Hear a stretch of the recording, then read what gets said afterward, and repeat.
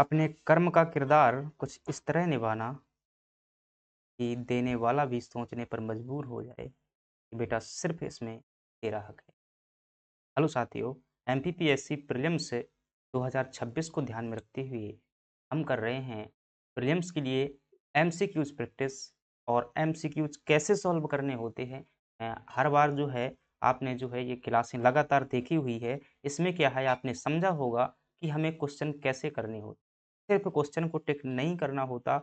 उस कम से कम जो है यहाँ पे एक क्वेश्चन से जितने भी हो सके उतने फैक्ट जोड़ने का प्रयास कीजिएगा। यही सिखाने का जो है तरीका है मेरा, और यही से जो क्या है सक्सेस होने का भी तरीका है। इसी में जो है कई बार फिल्म्स निकला है, आपका भी निकलेगा। इस स्ट्रेटजी को फॉलो कीजिएगा और सिर्फ आप ये जो है करने के बाद ही जो क्या कर पाएँगे, आप एहसास करेंगे कि वाक़ई में जो है ये फ़ायदेमंद है या नहीं है। क्योंकि इसमें जो है एक चीज़ है, एक क्वेश्चन करने के बाद में जो है बहुत सारे क्वेश्चन क्या होते हैं अपने क्लियर होते हैं, तो खुद ब खुद जो है हम क्या कर लेते हैं कॉन्फिडेंट जीत लेते हैं। चलिएगा, परिस्थिति कैसी है मायने नहीं रखता, परिणाम बता देगा कि आपने कर्म कैसे किए हुए हैं। तो आप जैसे भी हैं वैसे रहिएगा और अपना किसी भी परिस्थिति में कर्तव्य मत छोड़िएगा, हमेशा आगे बढ़ते रहिएगा। यही क्या होता है सक्सेस का तरीका होता है। सक्सेस के पहले की कहानी आपको कोई नहीं बताता, लेकिन ये क्या है रियलिटी है। हर कोई आज जितना भी अपनी क्या होती है क्षमता होता है, पूरी क्षमता भर का क्या प्रयोग करके जो है क्या करता है, मेहनत करता है। जिस दिन परिणाम आ जाता है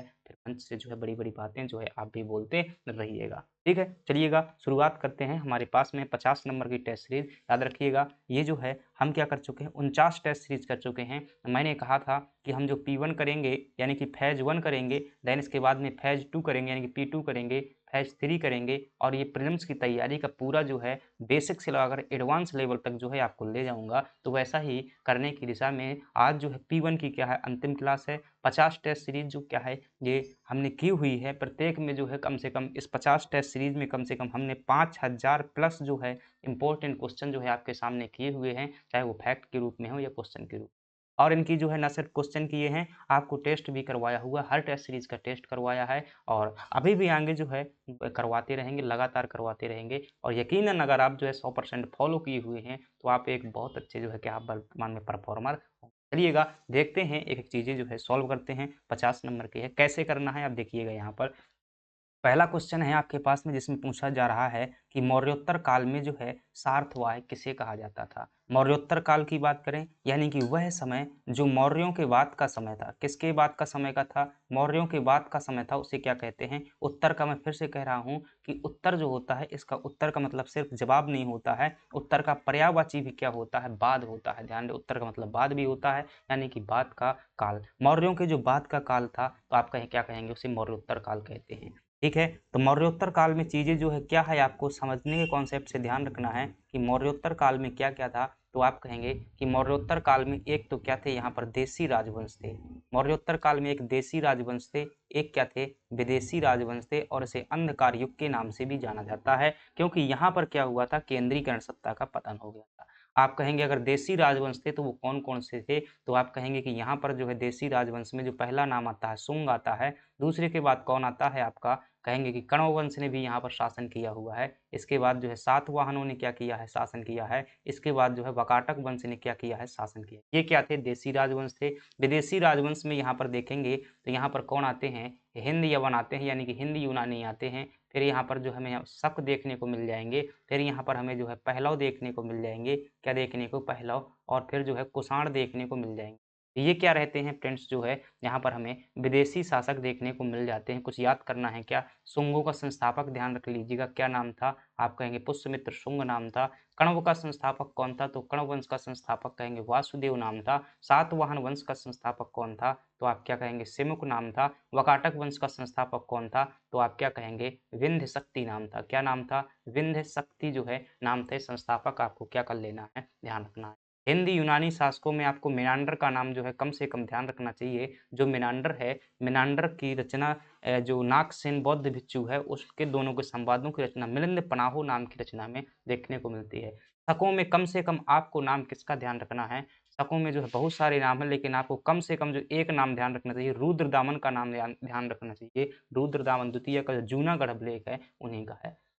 गोंडोफर्नीज जो है पहलों का जो है महत्वपूर्ण शासक है। इनका अभिलेख है तख्तेबदी अभिलेख है। कुषाण वंश में किसी का नाम याद हो या ना याद हो, 2 चीज़ें हमेशा ध्यान रखिएगा। सोने के सिक्के कुषाणों ने चलवाए थे। दूसरी बात जो है कनिष्क का नाम क्या है, ध्यान रखना है। कनिष्क के समय पर क्या हुई थी, आप कहेंगे फोर्थ बौद्ध संगीति जो है इन्हीं के समय पर हुई थी। इतनी बातें ध्यान रखना। ये क्या है हमारा जो है एक छोटा-सा ब्यौरा है। अब क्या है, सार्थवाह किसे कहा जाता था मौर्योत्तर काल में? जो व्यापारियों का काफिला होता था उसे क्या कहा जाता था, सार्थवाह कहा जाता था। एमपीपीएससी का पूछा हुआ प्रश्न है, सार्थवाह संबंधित है, उसमें 4 वर्ण दिए हुए थे, ब्राह्मण क्षत्रिय वैश्य शूद्र। तो व्यापारी कौन होते थे, आप कहेंगे वैश्य वर्ण के लोग होते थे। तो किससे संबंधित हो जाएगा, जैसे काफिला होता था ना उनका, तो उस श्रेणी को पूरा का पूरा क्या कहा जाता था, क्या कहते थे, आप कहेंगे कि उसे सार्थवाह कहा जाता था उस समूह को। ठीक है, चलिएगा आगे बढ़ जाते हैं। हमारा क्या है, ये पहला प्रश्न है।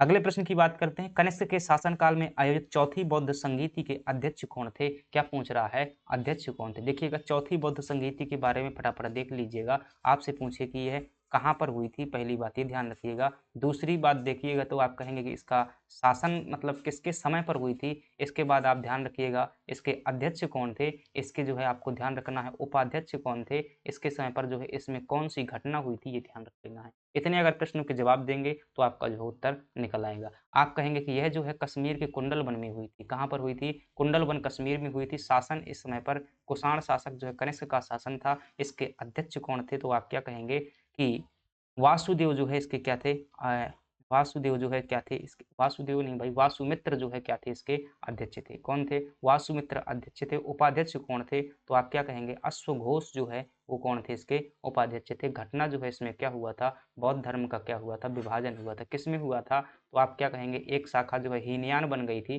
कौन सी यान, हीनयान। और दूसरी शाखा जो बन गई थी आप क्या कहेंगे महायान बन गई थी।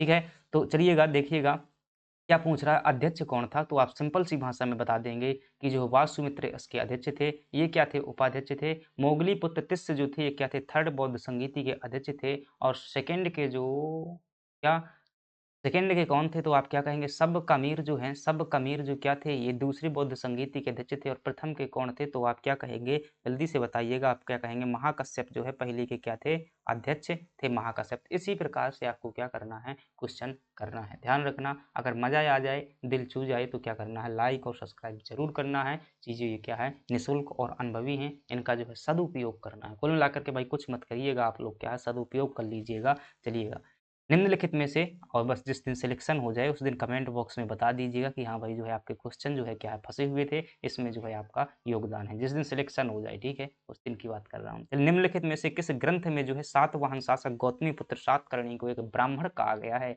क्या कहा गया है, तो देखिएगा सातवाहन वंश की अगर हम बात करेंगे, कौन से वंश की, सातवाहन वंश की, तो कहोगे कि भाई एक नज़र में देखें कुछ 5 फैक्ट ऐसे बता दो, सातवाहन वंश थे। तो पहली बात क्या ध्यान रखना है आपको, क्या ध्यान रखना है, संस्थापक ध्यान रखना है। दूसरी बात जो ध्यान रखना है इसमें एक शासक का नाम, उसका नाम है सातकर्णी प्रथम। क्या नाम है, सातकर्णी, सातकर्णी प्रथम ध्यान रखना। तीसरी बात जो ध्यान रखना है वो कौन सा है, गौतमी पुत्र, गौतमी पुत्र सातकर्णी ध्यान रखना है।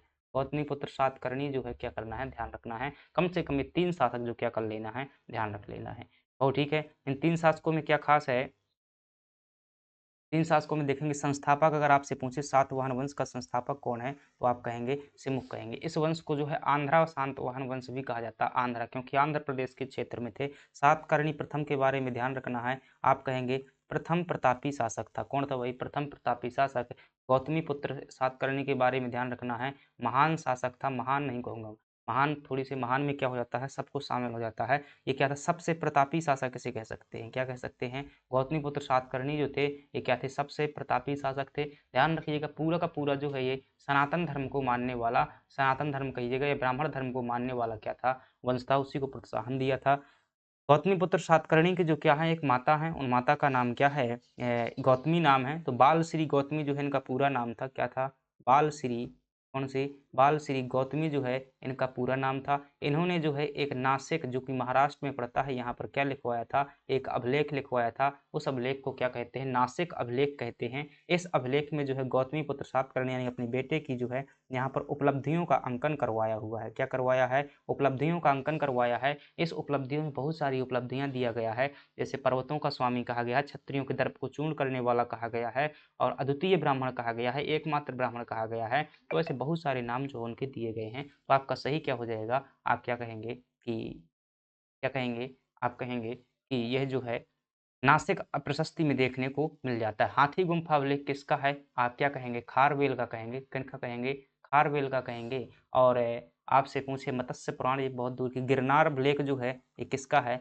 आप कहेंगे शक शासक जो है रुद्रदामन का ये अभिलेख है। और इसी अभिलेख में क्या देखने को मिलती है, आप कहेंगे सुदर्शन झील के निर्माण की जानकारी देखने को मिल जाती है। आगे बढ़ जाते हैं, अगला प्रश्न है पेरी प्लस ऑफ है द इरेथ्रियन सी भारत में किस बंदरगाह को जो है मुजरिस मुजरिस के रूप में जानते हैं। देखिए मुजरिस जो है एक बंदरगाह होता था जो कि केरल के तट पर स्थित होता था। किसके तट में स्थित होता था, केरल के तट पर। और यह जो एक क्या है, ग्रंथ का नाम है periplus of the Erythraean sea, और इसके लेखक कौन है, आप कहेंगे अज्ञात है। क्या है, इसके लेखक का ज्ञान नहीं है, लेकिन इसमें जो जानकारी मिलती है वो रोमन व्यापार के बारे में जानकारी देती है। किसके बारे में, रोमन व्यापार में। रोम किसकी राजधानी है, आप कहेंगे इटली की राजधानी है। यानी कि प्राचीन भारत में जो है इसके यहाँ से भारत से व्यापारिक संबंध होते थे, इसकी जानकारी हमें यहाँ से देखने को मिलती है। इसी पुस्तक में जो है पेडॉक नाम के एक स्थान की जानकारी देखने को मिलती है। क्या, पेडॉक। और पेडॉक ये कहाँ पर स्थित है, पुदुचेरी में स्थित है। कहाँ पर स्थित है, पुदुचेरी में स्थित। तो कई बार प्रश्न पूछ लेता है कि रोमन बस्तियों के क्या,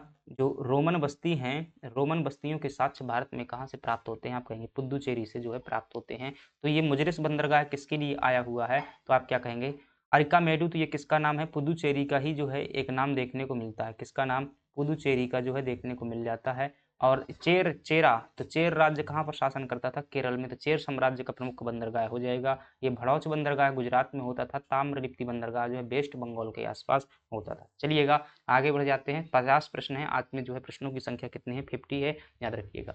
यूनानी राजदूत जो है हेलियोडोरस ने विदिशा में गरुड़ स्तंभ की स्थापना की, वह किस शुंग शासक के दरबार में जो है आया था। देखिएगा प्रश्न किसका है, हेलियोडोरस को लेकर के प्रश्न है। तो देखिएगा एक व्यक्ति हैं जिनका नाम है क्या, हेलियोडोरस। कौन सा डोरस, तो आप कहेंगे हेलियोडोरस। ठीक है, हेलियोडोरस जो है कौन है, तो आप कहेंगे एक यूनानी शासक है। क्या है, एक क्या है, तक्षशिला के आसपास का जो है यूनानी शासक है। कौन, एक मैं नाम बता रहा हूँ, उसका नाम है क्या, एंटियालकीड्स। क्या नाम है, एंटियालकीड्स जो क्या है, एक जो है शासक है। तक्षशिला के आसपास का एक यूनानी शासक है जिसका नाम है एंटियालकीड्स। ठीक है, एंटियालकीड्स का एक दूत है, उस दूत का नाम है क्या, हेलियोडोरस। हेलियोडोरस जो कहाँ पर पहुंचता है, आप कहेंगे विदिशा पर पहुंचता है। कहाँ पर पहुंचता है, विदिशा को। विदिशा को उस समय पर क्या कहा जाता था, आप कहेंगे बेसनगर कहा जाता था। कई बार प्रश्न पूछ लेता है बेसनगर किसका प्राचीन नाम था, विदिशा का। इस समय पर आता है यहाँ पर शुंग वंश का शासन था। कौन से वंश का, शुंग वंश का। शुंग वंश में किस शासक का, यानी कि व्यक्ति का नाम पूछे तो भागभद्र जो है यहाँ का शासक था। कौन था, भागभद्र। शुंग वंश का ये कौन से नंबर का शासक था, 9वां शासक था। इनके दरबार में भाई साहब हेलियोडोरस पहुंचता है। ये देखता है कि यहाँ पर जो है काफी धर्म का माहौल है, ये क्या कर लेता है, भागवत धर्म को जो है ग्रहण कर लेता है। कौन से धर्म को ग्रहण करता है, भागवत धर्म को ग्रहण करता है। और इसके लिए जो है विदिशा में एक स्तंभ बनाता है, उस स्तंभ का नाम है क्या, गरुड़ स्तंभ। कौन सा स्तंभ, गरुड़ स्तंभ। क्या प्रश्न पूछा है, यूनानी शासक हेलियोडोरस जिसने विदिशा में गरुड़ स्तंभ की स्थापना की थी, किस शुंग शासक के दरबार में आया था, आप कहेंगे भागभद्र के दरबार में आया था। ठीक है, अग्निमित्र का नाम याद है ना, कालिदास की मालविका, मालविका अग्निमित्रम में जो है अग्निमित्र और मालविका के प्रेम की कहानी दी गई है। चलिएगा, मुगल शासक जहांगीर ने ओरछा के किस शासक को 3000 का मनसब दिया हुआ था। देखिएगा स्थिति देखिएगा, ओरछा में क्या है, एक वंश शासन करता है। ओरछा में एक वंश शासन करता है, उसका नाम क्या है, आप क्या कहेंगे, ओरछा में जो है एक वंश शासन करता है, उसका नाम क्या है, बुंदेला वंश। कौन है, बुंदेला वंश। और इधर जो है मुगल बादशाह कौन है, आप कहेंगे अकबर जो है इधर मुगल बादशाह है। क्या है, अकबर। अकबर का बेटा कौन है, आप क्या कहेंगे, जहांगीर जो है अकबर का बेटा है। ठीक है, जहांगीर क्या है, जो है अकबर का बेटा है।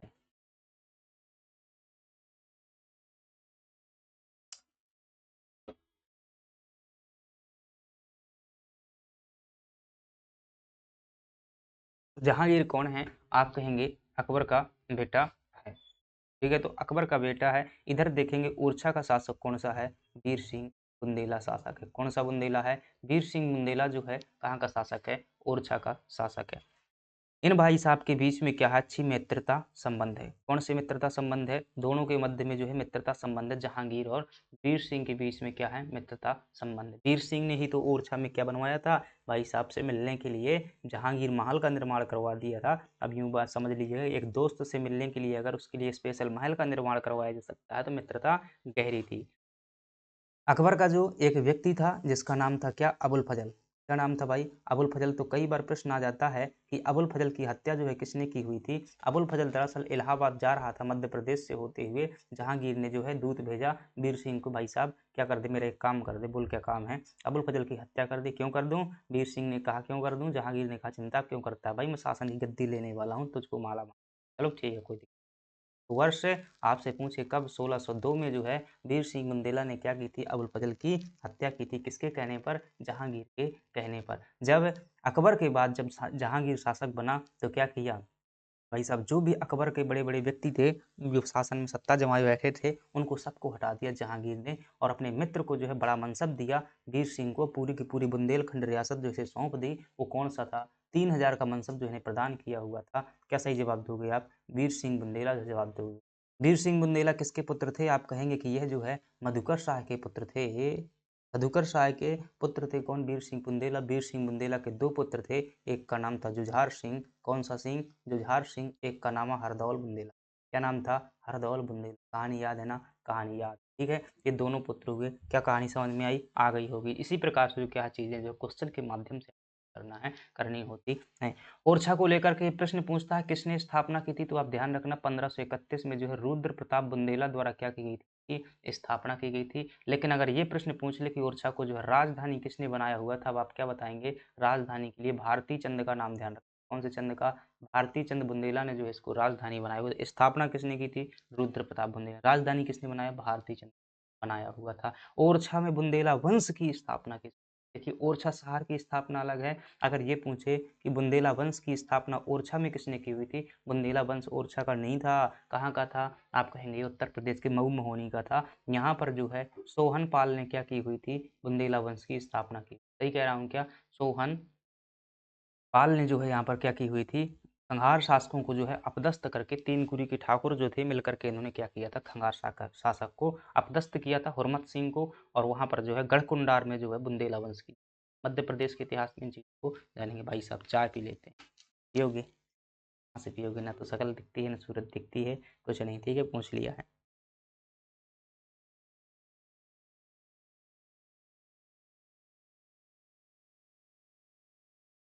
चलिएगा अगले प्रश्न पर बढ़ जाते हैं।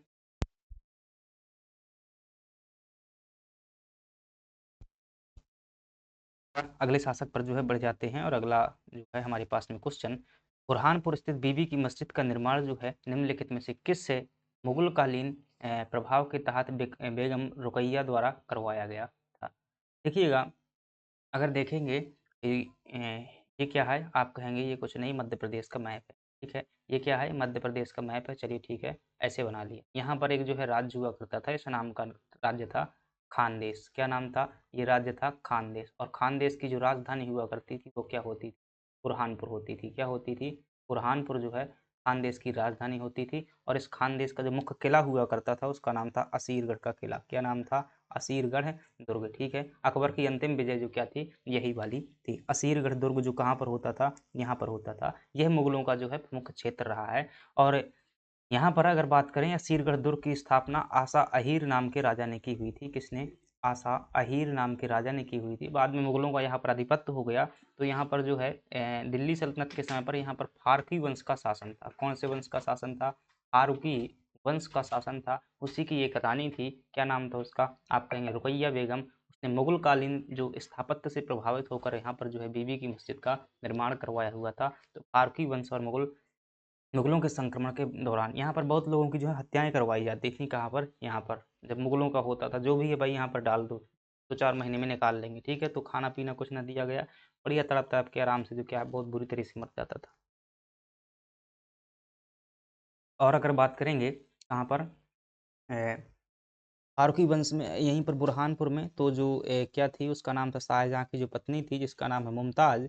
उस मुमताज की जो है मृत्यु कहाँ पर हुई थी? तो आप कहेंगे किसी बुरहानपुर में जो है क्या हुई थी? मुमताज़ की जो है मृत्यु हुई थी। और फिर अगर बात करेंगे अकबर की जो अंतिम विजय थी, अकबर की अंतिम विजय जो कि कब हुई थी, 1601 में हुई थी।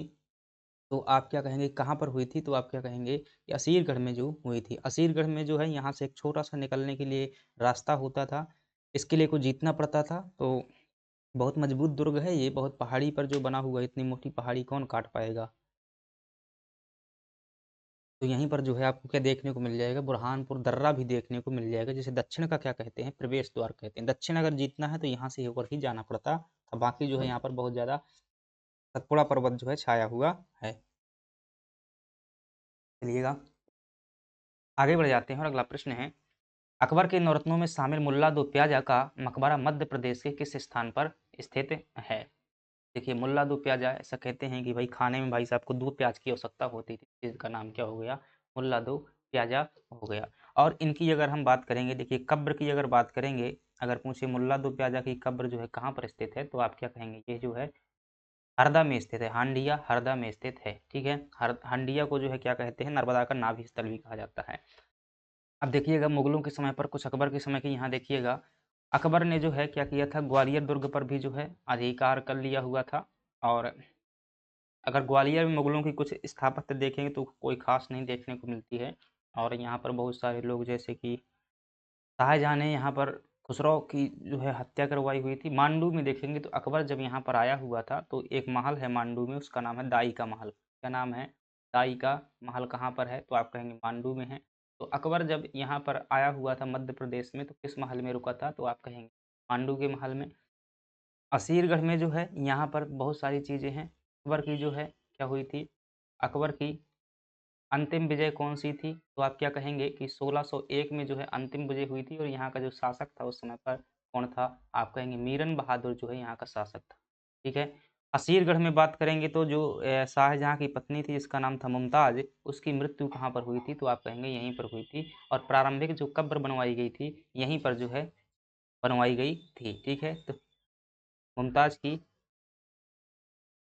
कब्र जो है कहाँ बनाई गई थी? यहीं पर जो है बनवाई गई थी प्रारंभिक कब्र। और अगर बात करेंगे असीरगढ़ में बात करेंगे तो जो रहीम थे, जो अकबर के एक समय पर सेनापति हुआ करते थे, इन्होंने यहाँ पर खूनी भंडारा बनवाया हुआ था। क्या बनवाया हुआ था? खूनी भंडारा। ध्यान रखनागा, ये क्या है, एक मतलब जलाशय है, एक प्रकार का क्या है, जलाशय है। ये भी आप जो क्या करेंगे ध्यान रखेंगे असीरगढ़ में। और अगर बात ध्यान रखना हो तो असीरगढ़ का नामकरण की अगर बात करें तो आशा अहीर नाम के जो आशा अहीर नाम के जो है शासक थे, उन्हें क्या यहाँ के जो है इस दुर्ग का निर्माण जो है यहीं पर इन्होंने ही करवाया हुआ था। तो उन्हीं के नाम पर जो है हमें असीरगढ़ राज्य क्या है देखने को मिल जाता है।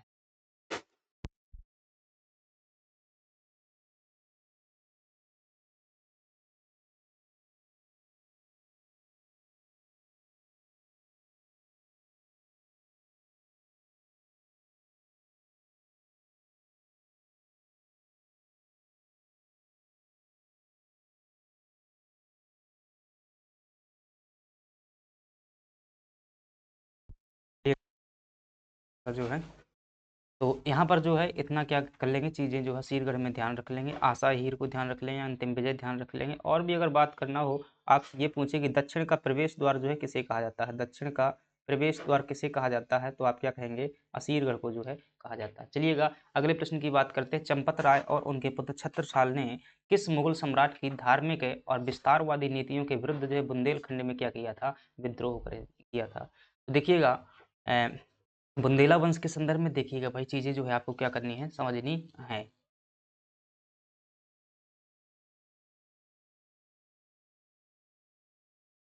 तो एक राजवंश क्या करता है, शासन करता है ओरछा में करता है। देखिए हिस्ट्री समझिएगा भाई अच्छे से, मध्य प्रदेश के इतिहास को समझिए।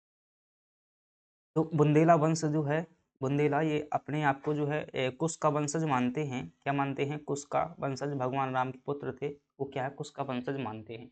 इन्होंने जो है शुरुआत की तो कहाँ पर की? आप कहेंगे मऊ महोनी क्षेत्र में जो है इन्होंने नींव रखी। ये उत्तर प्रदेश में पड़ता है मऊ क्षेत्र। ठीक है, मऊ क्षेत्र जो है उत्तर प्रदेश में पड़ता है। यहाँ पर बुंदेला वंश की क्या रखी गई? नींव रखी गई। कैसे रखी गई? देखिएगा, जो काशी को जो है गहिरवार वंश हुआ करता था काशी में, वहाँ से जो है एक शासक आते हैं जिनका नाम है अर्जुन पाल। क्या नाम आता है? अर्जुन पाल। ठीक है, कौन आता है? अर्जुन पाल। तो ये क्या करते हैं, यहाँ पर बस जाते हैं आकर मऊ महोनी में। इनके जो है अर्जुन पाल के कितने पुत्र रहते हैं? आप कहेंगे 3 पुत्र। कौन-कौन से? एक रहता है आपका वीरपाल। कौन-कौन से 3 पुत्र रहते हैं? एक रहता है वीरपाल बुंदेला, एक रहता है सोहनपाल बुंदेला। कौन रहता है? सोहनपाल बुंदेला। और एक रहता है दयापाल बुंदेला। कौन रहता है? दयापाल बुंदेला। ये 3 लोग जो है रहते हैं। भाई साहब पिताजी की जो संपत्ति रहती है वो कौन है? वीरपाल जो है कब्जा कर लेता है और इन दोनों को जो है मार के भगा देता है। कहते हैं नहीं देना है भाई साहब, जो करना है क्या कर लीजिएगा, आप लोग कर लीजिएगा। ठीक है। झांसी के लगभग आसपास का क्षेत्र है मऊ महोनी वाला। तो वहाँ पर क्या करते हैं, शासन करते हैं। ये 2 भाई क्या है, गुस्सा आता है इनको, लेकिन क्या करें भाई साहब, पूरा कब्जा तो, ताकत तो नहीं थी इनके पास में। मतलब जो राजा की ताकत थी वो किसके पास में? वीरपाल के पास में है, बड़ा बेटा था। ठीक है। ये यहाँ से दोनों चल देते हैं। ये पहुँचते हैं ओरछा राज्य में पहुँचते हैं। ये कहाँ पर पहुँचते हैं? ओरछा राज्य में जो है पहुँचते हैं। और ओरछा में भी बुंदेला वंश नहीं है, यहाँ पर जो शासन कर रहा है, कौन कर रहा है शासन? हुरमत सिंह। ओरछा इसका नाम भी नहीं होता था उस टाइम पर, जो है ओरछा बाद में आया हुआ है। इसका पहले नाम हुआ करता था गढ़कुंडार राज्य। क्या नाम होता था? गढ़कुंडार राज्य जो है इसका नाम होता था। यहाँ पर जो शासन है किसका है? हुरमत सिंह खंघार का जो है शासन हुआ करता था। किसका शासन था? हुरमत सिंह खंघार का जो है क्या होता था? शासन होता था। ये व्यक्ति जो है दोनों कहाँ पहुँचते हैं? यहाँ पर जो है पहुँचते हैं। ठीक है। यहाँ पर पहुँचने के बाद में क्या करते हैं, इनसे जो है सहायता मांगते हैं कि भाई साहब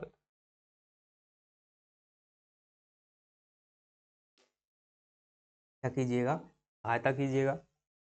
ये व्यक्ति जो है धक्के मार करके भगा देता है, कहते मैं तुम्हारी यहाँ सहायता करने के लिए बैठा हुआ हूँ, मैं राजा हूँ यहाँ का गढ़कुंडार का, तुम्हारी कोई सहायता नहीं। ये व्यक्ति और ज़्यादा गुस्सा हो जाते हैं, पहले से भुने हुए थे, ये ने और किया। ये फिर एक बनाते हैं क्या? संगठन। क्या बनाते हैं? एक संगठन। और इस संगठन को क्या कहा जाता है?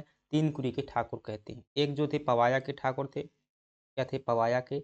इनका नाम था पवाया के जो है पुण्यपाल। क्या नाम था? पवाया के पुण्यपाल। और एक जो है धंधेरा के ठाकुर थे। क्या नाम थे? धंधेरा के ठाकुर थे। और एक जो हो जाते हैं भाई साहब, ये जो है बुंदेला हो जाते हैं, कि दोनों भाई जो है एक तरफ हो जाते हैं। ये जो है तीन कुरी के ठाकुर, जब बुंदेलखंड के पूछा जाए मेन सेंस में कि तीन कुरी के ठाकुर किसे कहते हैं, यही हैं। ये क्या जाते हैं, तीनों लोग जो है यहाँ पर जाते हैं। भाई साहब ये जो यहाँ के शासक रहते हैं कौन? हुरमत सिंह साहब जो हैं, इनको क्या किया जाता है? हटा दिया जाता है। और इनकी जगह पर अब जो है गढ़कुंडार में किसका राज्य हो जाता है? सोहनपाल क्या करता है? यहाँ पर बुंदेला वंश की नींव रखता है। ठीक है भाई, क्लियर करने में बहुत समय लगता है, बहुत बाद समय बाद जो किताबों में बहुत कंफ्यूजन रहता है। आपसे प्रश्न पूछे बुंदेला वंश का संस्थापक कौन था, क्या बताएंगे? वीरपाल था। मऊ महोनी का बुंदेला वंश है। आपसे पूछे ओरछा के बुंदेला वंश की स्थापना किसने की थी, आप क्या बताएंगे? सोहनपाल ने। फिर पूछे ओरछा की स्थापना किसने की थी, अभी देखेंगे सोहनपाल के बाद जो है कौन हुआ शासक? रुद्र प्रताप हुआ। कौन हुआ? रुद्र प्रताप जो है बुंदेला आपको देखने को मिलेगा। फिर आपको देखने को मिलेगा भारती चंद्र बुंदेला। फिर आपको देखने को मिलेगा छोटे मोटे शासक के बाद मधुकर शाह देखने को मिलेगा। फिर जो है आपको मधुकर शाह के बाद जो है वीर सिंह बुंदेला मिलेगा। फिर मिलेगा आपको जुझार सिंह बुंदेला मिलेगा। फिर ऐसे ये जो है शासक रहते हैं। ये जो है अब मऊ महोनी वाला जो क्षेत्र था, यहीं का जो है एक जागीरदार है। क्या है? यहीं का एक जागीरदार है। बहुत बाद में जो है यहाँ पर क्या बनता है? एक जागीरदार, यानी छोटा सा, मतलब एक प्रकार का सेनापति कहिए या जमींदार होते थे पहले। तो यहाँ का जो एक छोटा सा जागीरदार है, उसका नाम है क्या? उसका नाम है चंपत राय। क्या नाम है? चंपत राय। बहुत योग्य व्यक्ति था। चंपत राय के ही पुत्र थे कौन? छत्रसाल बुंदेला। इन्होंने अपनी योग्यता से जो क्या है चारों तरफ के राज्य जीते। और 76 साल बुंदेला और योग्य हुए। इन्होंने पन्ना शहर की जो है स्थापना की थी। 76 साल बुंदेला ने इसी पन्ना को राजधानी बनाया। फिर बाद में जो है छतरपुर नगर को जो है बसाया हुआ। तो 76 साल बुंदेला क्या है? मऊ महोनी के जागीरदार चंपत राय के पुत्र थे। और सोहनपाल कौन है? आपका यहाँ गढ़कुंडार में ओरछा वंश के संस्थापक हैं। वीरपाल कौन है? ये मऊ महोनी में जो है ओरछा वंश के संस्थापक है। ये बात ध्यान रखना। ठीक है। तो ये चीजें जो है आपकी क्लियर। अब देखिएगा, जो ये चंपत राय थे, ये किसके समकालीन थे? क्या नाम है भाई उसका? औरंगजेब के समकालीन थे। 76 साल बुंदेला भी कौन थे? औरंगजेब के समकालीन थे। तो इन्होंने किसकी विरोध नीतियों का विरोध किया था? आप कहेंगे औरंगजेब की नीतियों का विरोध किया था। जो बुंदेला शासक थे जिनका नाम था वीर सिंह बुंदेला, ओरछा के बुंदेला वंश के थे। जहांगीर सिंह के क्या थे? मैत्री संबंध थे। शाह जहां के जो समकालीन था जुझार सिंह बुंदेला क्या था? शाहजहां के समकालीन था जुझार सिंह था। तो इस प्रकार से चीज़ों को क्या करना है आपको ध्यान रखना। चलिएगा आगे बढ़ जाते हैं और चीज़ें जो है आपको समझ में आई होंगी। शाहजहाँ के शासनकाल में मालवा के सूबेदार के रूप में किसे नियुक्त किया गया जिसने उज्जैन के समीप जो है फतेहाबाद जो है क्या की थी नगर की जो है स्थापना की हुई। देखिए शाहजहाँ के समय पर जो है उज्जैन का जो गवर्नर हुआ करता था उनका नाम क्या था? औरंगजेब जो है उज्जैन का गवर्नर होता था। अब देखिएगा हर मुगल बादशाह देखिए मालवा में देखिएगा मालवा राज्य की बात करते हैं तो बहुत अच्छे से मैं समझा रहा हूँ। इसके अलावा जो है आपको चीज़ें समझने को ऐसे जो है जोड़ते हुए समझने को नहीं मिलेंगे। मालवा देखिएगा मैं मालवा बात कर रहा हूँ कब की ये मतलब इसमें बात कर रहा हूँ 2 चीज़ों की बात कर लेते हैं। एक की दिल्ली सल्तनत काल में मालवा की स्थिति क्या है? सल्तनत सल्तनत काल में और दूसरी बात कर लेते हैं मुगल काल में जो है क्या स्थिति? सल्तनत काल और मुगल काल दोनों में देखिएगा समझ में आ जाएगा मध्य प्रदेश इतिहास जो है मध्यकालीन इतिहास पढ़ने का तरीका पता चल जाएगा। दिल्ली सल्तनत में अगर देखेंगे मालवा में तो जब तुगलक वंश का दिल्ली सल्तनत में शासन हुआ करता था और एक तुगलक है और आप जानते हैं कि 1398 में क्या हुआ था दिल्ली सल्तनत में क्या हुआ था आक्रमण हुआ। किसका आक्रमण हुआ था? आप कहेंगे तैमूर जो है लंग का जो है आक्रमण हुआ था। तैमूर लंग का आक्रमण होता है और दिल्ली सल्तनत छोड़ करके नसीरुद्दीन महमूद भाग जाता है। खूब जो है लूटपाट होती है। बढ़िया विकायत यहीं से एक व्यक्ति जो है भाग करके आता है तो आप कहेंगे उस व्यक्ति का नाम क्या है? दिलावर खान गौरी। क्या नाम है? दिलावर खान गौरी। दिलावर खान गौरी बहुत बड़ा नाम है, शॉर्ट नाम है ये दिलावर खान गौरी, ठीक है? तो ये जो है भाग करके आता है और ये मालवा में क्या करता है? स्वतंत्र राज्य की स्थापना करता है। कब? 1401 में जो है स्थापना करता है, उसी का नाम था मालवा, स्वतंत्र मालवा, ठीक है?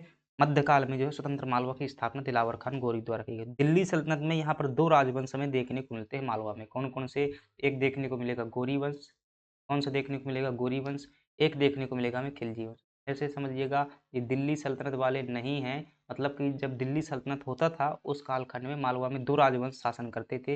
ये दिल्ली वाले वो अलग हैं जो खिलजी और मोहम्मद गौरी वाला नहीं है ना, ये अलाउद्दीन खिलजी वाला खिलजी है, ठीक है? तो यहाँ पर जो है गौरी वंश में कितने शासक होते हैं? 2 शासक महत्वपूर्ण रूप से हैं, एक का नाम है दिलावर खान गौरी, क्या नाम है? दिलावर खान गौरी और जिन्होंने क्या की हुई थी 1401 में मालवा राज्य की स्थापना की थी और दिलावर खान का पुत्र था जिसका नाम था होशंग शाह गौरी। क्या नाम था? होशंग शाह, होशंग शाह, होशंग शाह, ठीक है? ये 2 शासक होते हैं और इधर देखेंगे खिलजी वंश में देखेंगे तो एक का नाम है महमूद खिलजी, क्या नाम है? महमूद खिलजी। महमूद खिलजी जो है यहाँ का शासक रहता है, बहुत योग्य शासक है। राणा कुंभा को जो है दावा करता है कि मैंने राणा कुंभा को पराजित किया हुआ था। सतखंडी मीनार बनवाई हुई थी जीत के उपलक्ष्य में और स्वर्णकाल भी कह देते हैं इनके समय को। और बात करेंगे तो फिर यहाँ पर हमें शासक देखने को मिलता है गयासुद्दीन खिलजी। कौन देखने को मिलता है? गयासुद्दीन खिलजी। तो अशरफी महल और जहाज महल जो है इन्होंने ही बनवाए हुए थे, गयासुद्दीन खिलजी जो है, गयासुद्दीन खिलजी। और जो है यहीं पर देखने को मिलेगा आपको शासक नासिर शाह देखने को मिल जाएगा। कौन मिल जाएगा? नासिर शाह देखने को मिलेगा। तो ये जो है खिलजी वंश में शासन रहते हैं और मुगल काल में देखेंगे तो मुगल काल में जो है यहाँ पर जो है मालवा में मुख्य रूप से पहले स्वतंत्र हो जाता है। फिर इसके बाद यहाँ पर गुजरात के शासक जो है बहादुर शाह साहब क्या कर लेते हैं कि मालवा पर अधिकार कर लेते हैं। बहादुर शाह के बाद जो है यहाँ पर हुमायूं का अधिकार हो जाता है। इसका अधिकार होता है क्योंकि 1535 के युद्ध में जो है हुमायूं बहादुर शाह को पराजित कर देता है तो मालवा फिर हुमायूं का अधिकार होता है। अब हुमायूं को कौन पराजित कर देता है? आप कहेंगे शेर शाह पराजित कर देता है तो फिर शेर शाह का अधिकार हो जाता है। अब यहाँ पर चीज़ें समझिएगा मालवा में डायरेक्ट शासन नहीं करते थे, इनके जो है राज्यपाल होते थे। तो हुमायूं ने जैसे राज्यपाल बनाया हुआ था उसका नाम था कादिर शाह। क्या नाम था? कादिर शाह को जो है हुमायूं ने राज्यपाल बनाया था और शेर शाह ने इसे राज्यपाल बनाया था, उसका नाम था शुजात खान। क्या नाम था? शुजात खान। शुजात खान का ही बेटा कौन था? आप कहेंगे बाज बहादुर। कौन था? बाज बहादुर शुजात खान का ही बेटा था। तो ये क्या है? पूरी दिल्ली सल्तनत का मैंने राज्य बता दिया। जब यहाँ पर शाहजहाँ शासन करता था तो सबसे पहले उसने उज्जैन का राज्यपाल किसे बनाया था? औरंगजेब को जो है उज्जैन का राज्यपाल बनाया हुआ था। तो चलिएगा भाई ऐसी चीज़ें क्या है करनी होती हैं। भारत में आप जो है क्या देखेंगे? आप देखेंगे भारत में हरित क्रांति के दौरान उपयोग किए गए HYV बीजों को जो है मुख्य रूप से कहाँ की प्रयोगशाला में क्या किया गया था? विकसित किया गया था। देखिएगा हरित क्रांति हमने क्या पढ़ी हुई है? अच्छे से पढ़ी हुई है। तो आपको ध्यान रखना है हरित क्रांति के बारे में क्या है, कम से कम इतनी चीज़ें आपको अगर दिमाग में रहेंगी हमेशा। मैंने शॉर्ट नोट भी आपको जो है क्लास में बनवाया हुआ था कि कम से कम इतनी बातें जो है आपको क्या करना है ध्यान रखना है। कहो कौन कौन सी बातें हैं?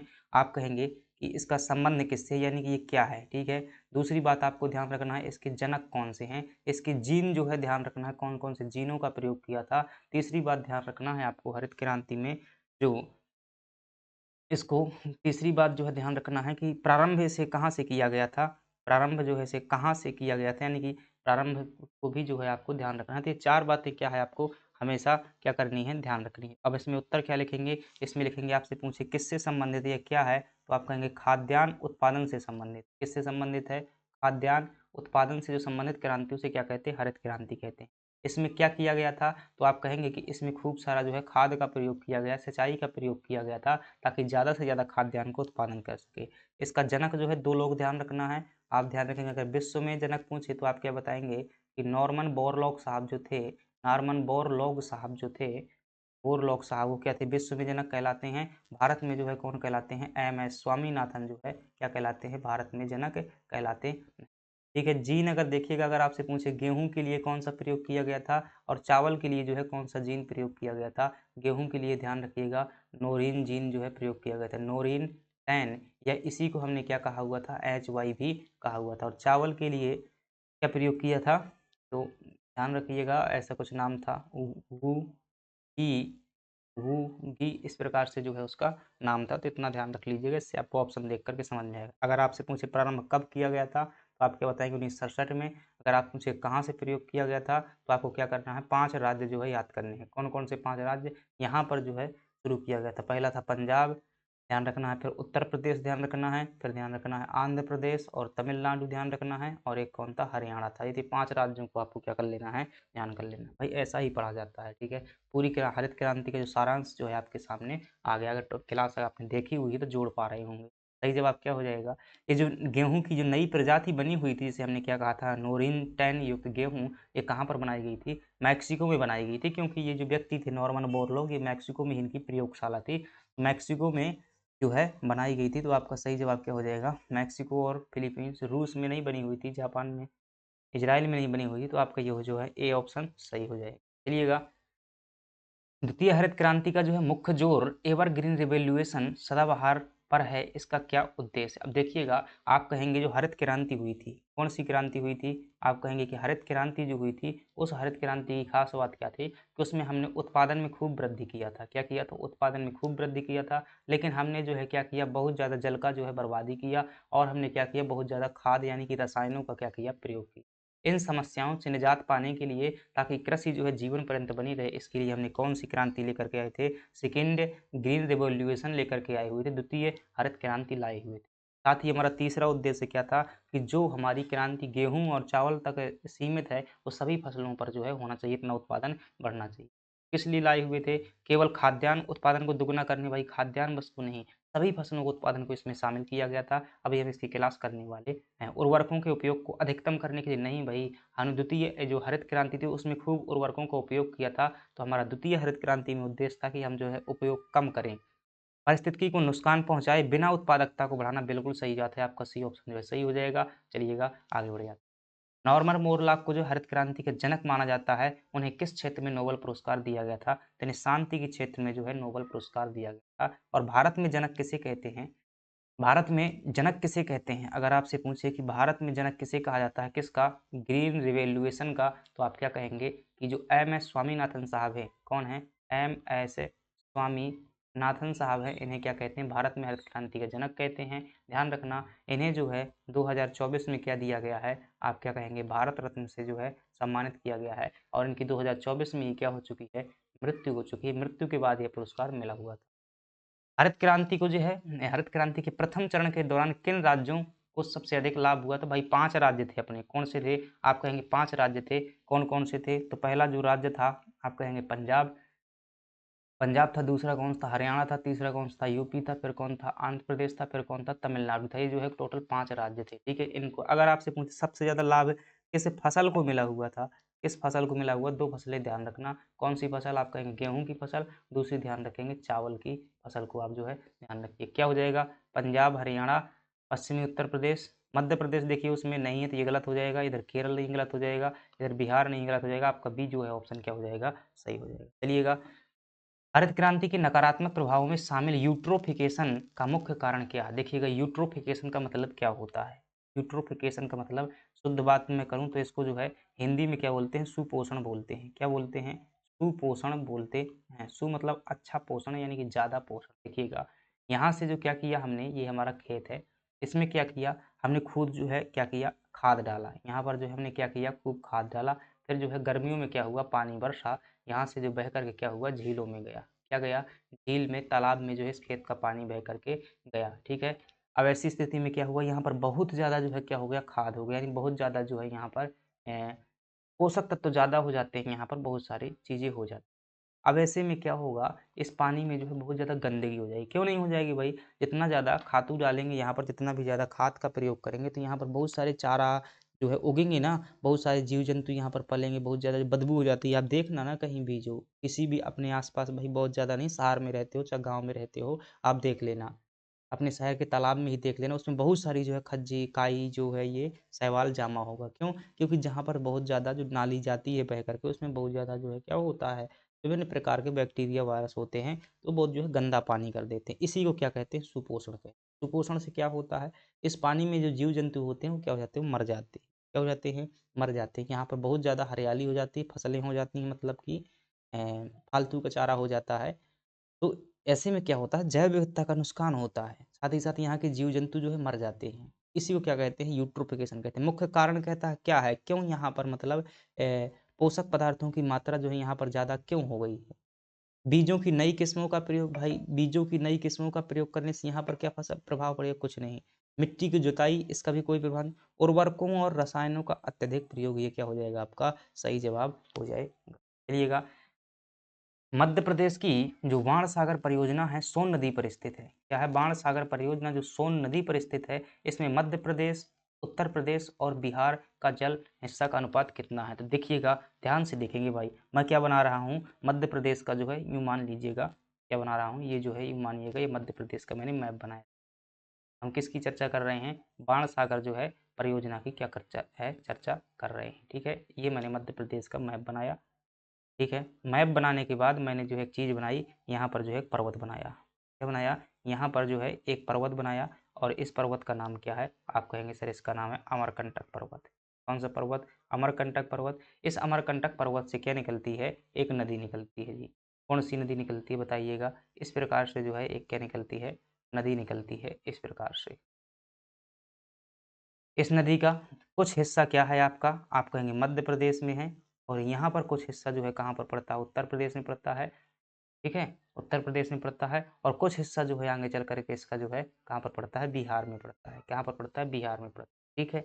अब इस नदी पर जो है मध्य प्रदेश सरकार और सभी राज्यों ने मिल कर के जो है यहाँ पर क्या बनाया हुआ है? एक जो है बाँध बनाया हुआ है। क्या है? यहाँ पर एक बाँध बनाया हुआ है। तो इस बाँध का नाम क्या है? आप क्या कहेंगे? इसका नाम है बाणसागर परियोजना। कौन सी परियोजना?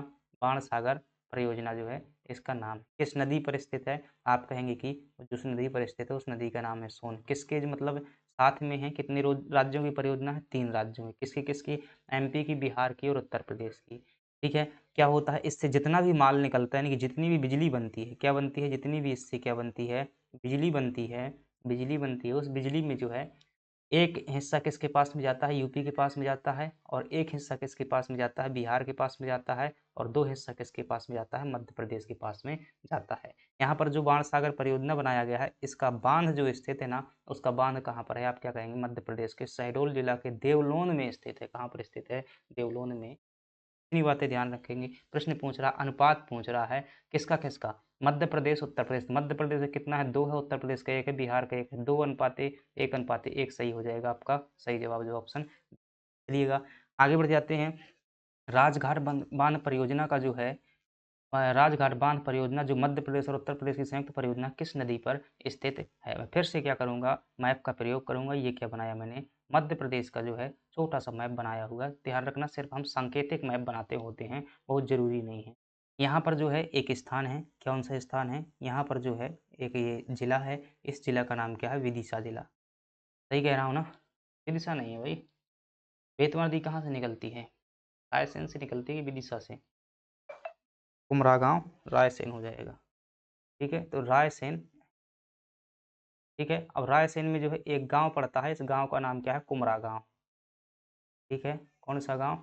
कुमरा गाँव। और कुमरा गाँव ध्यान रखिएगा, ये जो पड़ता है ना, एक पहाड़ी यहाँ पर पड़ती है, वो पहाड़ी किसका हिस्सा है? विंध्याचल पर्वत का हिस्सा है। तो भाई मोटा-मोटा अंदाज लगाया करिएगा कि विंध्याचल पर्वत जो है इस प्रकार से यहाँ विस्तृत है। अगर यहाँ से कोई नदी निकल रही है ना, इसका मतलब क्या है? विंध्याचल पर्वत से निकल रही है। अब ऐसा थोड़ी ना होता है कि चीज़ें याद नहीं कर पाओगे। अब ले वैसा प्रश्न पूछ लिया है एमपीपीएससी ने कि जिला का नाम नहीं पूछा है, आपसे पूछा है कि जो बेतवा नदी है उसका उद्गम जो है मध्य प्रदेश की किस पर्वत श्रृंखला से होता है? ऑप्शन में दिया हुआ था विंध्याचल, सतपुड़ा, अमरकंटक। अब तो मोटा-मोटा भी अंदाज लगाया ना कि विंध्याचल पर्वत ऊपर है, सतपुड़ा यहाँ पर है। और वैसे भी जो यहाँ से नदी निकलती है उसका ढाल ऊपर की ओर नहीं जाता है, या तो नीचे की ओर जाता है तो इधर की ओर जाता है। अगर ऊपर की ओर जा रही है तो उसका ढाल विंध्याचल पर्वत से बनता है। तो ये अंदाज लगाना होता है, वरना जो है बहुत सारी चीज़ें पढ़ाई छूट जाती हैं। तो कुमरा गाँव जो विंध्याचल पर्वत है, यहाँ पर एक पहाड़ी पड़ती है जो कि विंध्याचल पर्वत का हिस्सा है। और यहाँ से जो क्या निकलती है? एक नदी निकलती है। और कौन सी नदी निकलती है? उस जो नदी निकलती है इस प्रकार से, इस प्रकार से, इस प्रकार से, ये जो है नदी। ठीक है, ये क्या है? नदी है। और ये नदी आगे चल के बड़ी नदी मिल जाती है, उस नदी का नाम है यमुना। किसमें मिलती है? आप कहेंगे यमुना नदी में मिलेगी। इस नदी का नाम क्या है? आप कहेंगे इस नदी का नाम है बेतवा। क्या नाम है? बेतवा नाम है। यहाँ पर जो है इस बेतवा नदी में जो क्या बनाया गया है? एक बांध बनाया गया। यहाँ पर जो है बांध बनाया गया, ध्यान रखिए, झांसी में बना हुआ, ललितपुर में बना हुआ, मध्य प्रदेश में नहीं। यहाँ अगर बाउंड्री टच हो रही है तो इसका मतलब ये नहीं कि मध्य प्रदेश, सांकेतिक रूप से है। कहाँ पर बनाया गया है? आप कहेंगे ललितपुर में जो है बनाया गया है। ललितपुर में जो है एक जो है बांध बनाया गया है ललितपुर में। किन की साझे का है ये? तो आप कहेंगे एमपी का है, और किसका है? यूपी का है। ठीक है, इसका नाम क्या है? इसका नाम है राजगाड़ू बांध। अगर सागर में रहे हुए हो तो जितना भी पानी आप पीते हैं ना, क्या जो टोंटी से आपका पानी आता है नल से, वो राजगाड़ बांध का आता है। तो राजघाट परियोजना कहाँ पर स्थित है? और इसमें जो बांध जो बना हुआ है परियोजना का नाम है, अगर आपसे पूछे बांध का क्या नाम है तो आप कहेंगे माता टीला बांध। कौन सा बांध है? माता टीला। माता टीला बांध जो है यहीं पर स्थित माता टीला बांध है। और इस जो पूरी परियोजना का नाम है, क्या नाम है? राजघाट परियोजना। और राजघाट परियोजना का नाम दूसरे के नाम पर रखा गया है, महारानी लक्ष्मीबाई परियोजना भी इसी को कहा जाता है। क्या कहा जाता है? लक्ष्मीबाई झांसी की ही थी ना, तो उनके नाम पर भी इसे लक्ष्मीबाई परियोजना भी कहा जाता है। ठीक है, तो इतना ही बातें हैं। तो क्या पूछ रहा है? बेतवा नदी पर जो है यह स्थित है। बेतवा का प्राचीन नाम क्या है? तो आप क्या बताएंगे? बेत्रवती जो है प्राचीन नाम है। चंबल का जो अन्य नाम मिलता है वो कौन सा मिलता है? चर्मवती, चर्मावती जो है देखने को मिलता है। और आप बताएंगे केन का जो है इसे सुक्तिमती भी कह दिया जाता है। क्या कह देते हैं? सुक्तिमती भी कह दिया जाता है। मध्य प्रदेश के पर्यटन विभाग द्वारा सबसे सुंदर नदी का दर्जा दिया गया है केन को। धसान जो है किसकी है? केन की सहायक, सॉरी, ये जो है बेतवा की सहायक नदी है। किसकी है? धसान जो है किसकी है? बेतवा की जो है सहायक है। बेतवा की क्या है? ये सहायक नदी। राइटिंग समझ में नहीं आ रही? कोई दिक्कत नहीं, सुनिएगा, आवाज़ सुनिएगा। अगला प्रश्न है, प्रश्न पूछ रहा है कि भाई किधर गया दूसरा कलर? आ जा। मध्य प्रदेश की पहली सिंचाई परियोजना जो कि पगारा बांध के नाम से जानी जाती है, किस जिले में स्थित है? देखिएगा, आपको ध्यान होगा, पगार, पगार जानते हो, सैलरी। पगार आसानी से नहीं आती भाई। कैसे नहीं आता? आसानी से नहीं आता। आसानी से जो है, आसानी से पगार नहीं आती। व्यक्ति क्या हो जाता है? पूरा का पूरा जो है, मतलब बहुत ज़्यादा परेशान। ऐसे थोड़ी ना नौकरी लग जाती है, तो बहुत ज़्यादा परेशान होती है, यानी कि मुर्र जाता है, मुर्र जाता है। तो क्या हो जाएगा? मुरैना जिले में स्थित है। क्या पगारा बांध कहाँ पर स्थित है? मुरैना में। किस नदी पर स्थित है? तो आप क्या बताएंगे कि आसन नदी पर स्थित है। पगार आसानी से नहीं आती है, मुरर जाता है, तो क्या हो जाएगा? पगारा बांध कहाँ पर स्थित है? आप क्या बताएंगे? आसन नदी पर स्थित है, मुरैना जिले में स्थित है। कई बार प्रश्न आ चुका है। मध्य प्रदेश की पहली परियोजना है, 1927 में स्थापित की गई थी। आसन जो है ये चंबल की सहायक नदी। ठीक है, भिंड जिले की बात करें तो यहाँ पर क्या है भाई? भिंड जो है बाजरा के उत्पादन में शायद अग्रणी स्थान है। भिंड में एक चीज़ तो कुछ भाई कर लीजिएगा, यहाँ पर गोहद तहसील ध्यान रखिएगा कि भिंड में गोहद तहसील सबसे कम वर्षा कहाँ पर होती है? भिंड के गोहद में जो है सबसे कम वर्षा होती है। भिंड में जो है औद्योगिक केंद्र ध्यान रखना, उसका नाम है मालनपुर औद्योगिक केंद्र। कहाँ है? तो भिंड में। मालनपुर में जो है निजी कारखाना स्थापित किया गया है मध्य प्रदेश का पहला। किसका? हथियार का जो है निजी कारखाना कहाँ पर स्थापित किया गया? हथियार का निजी कारखाना भिंड में स्थापित किया। कई बार प्रश्न आ गया। ग्वालियर बात करेंगे, जो है सिंधिया रियासत कहाँ पर रही है? आप कहेंगे ग्वालियर में रही है। श्योपुर जो है, श्योपुर में क्या बताओगे भाई? कुछ तो बता दिए। सेसई गांव ध्यान रखना श्योपुर का। कौन सा गांव? सेसई गांव। और सेसई गांव में क्या है? यहाँ पर सहारिया जनजाति का जो है संग्रहालय देखने को कौन सा संग्रहालय देखने को मिल जाएगा? सहारिया जनजाति का जो है संग्रहालय देखने को मिल जाएगा। चलिएगा आगे बढ़ जाते हैं।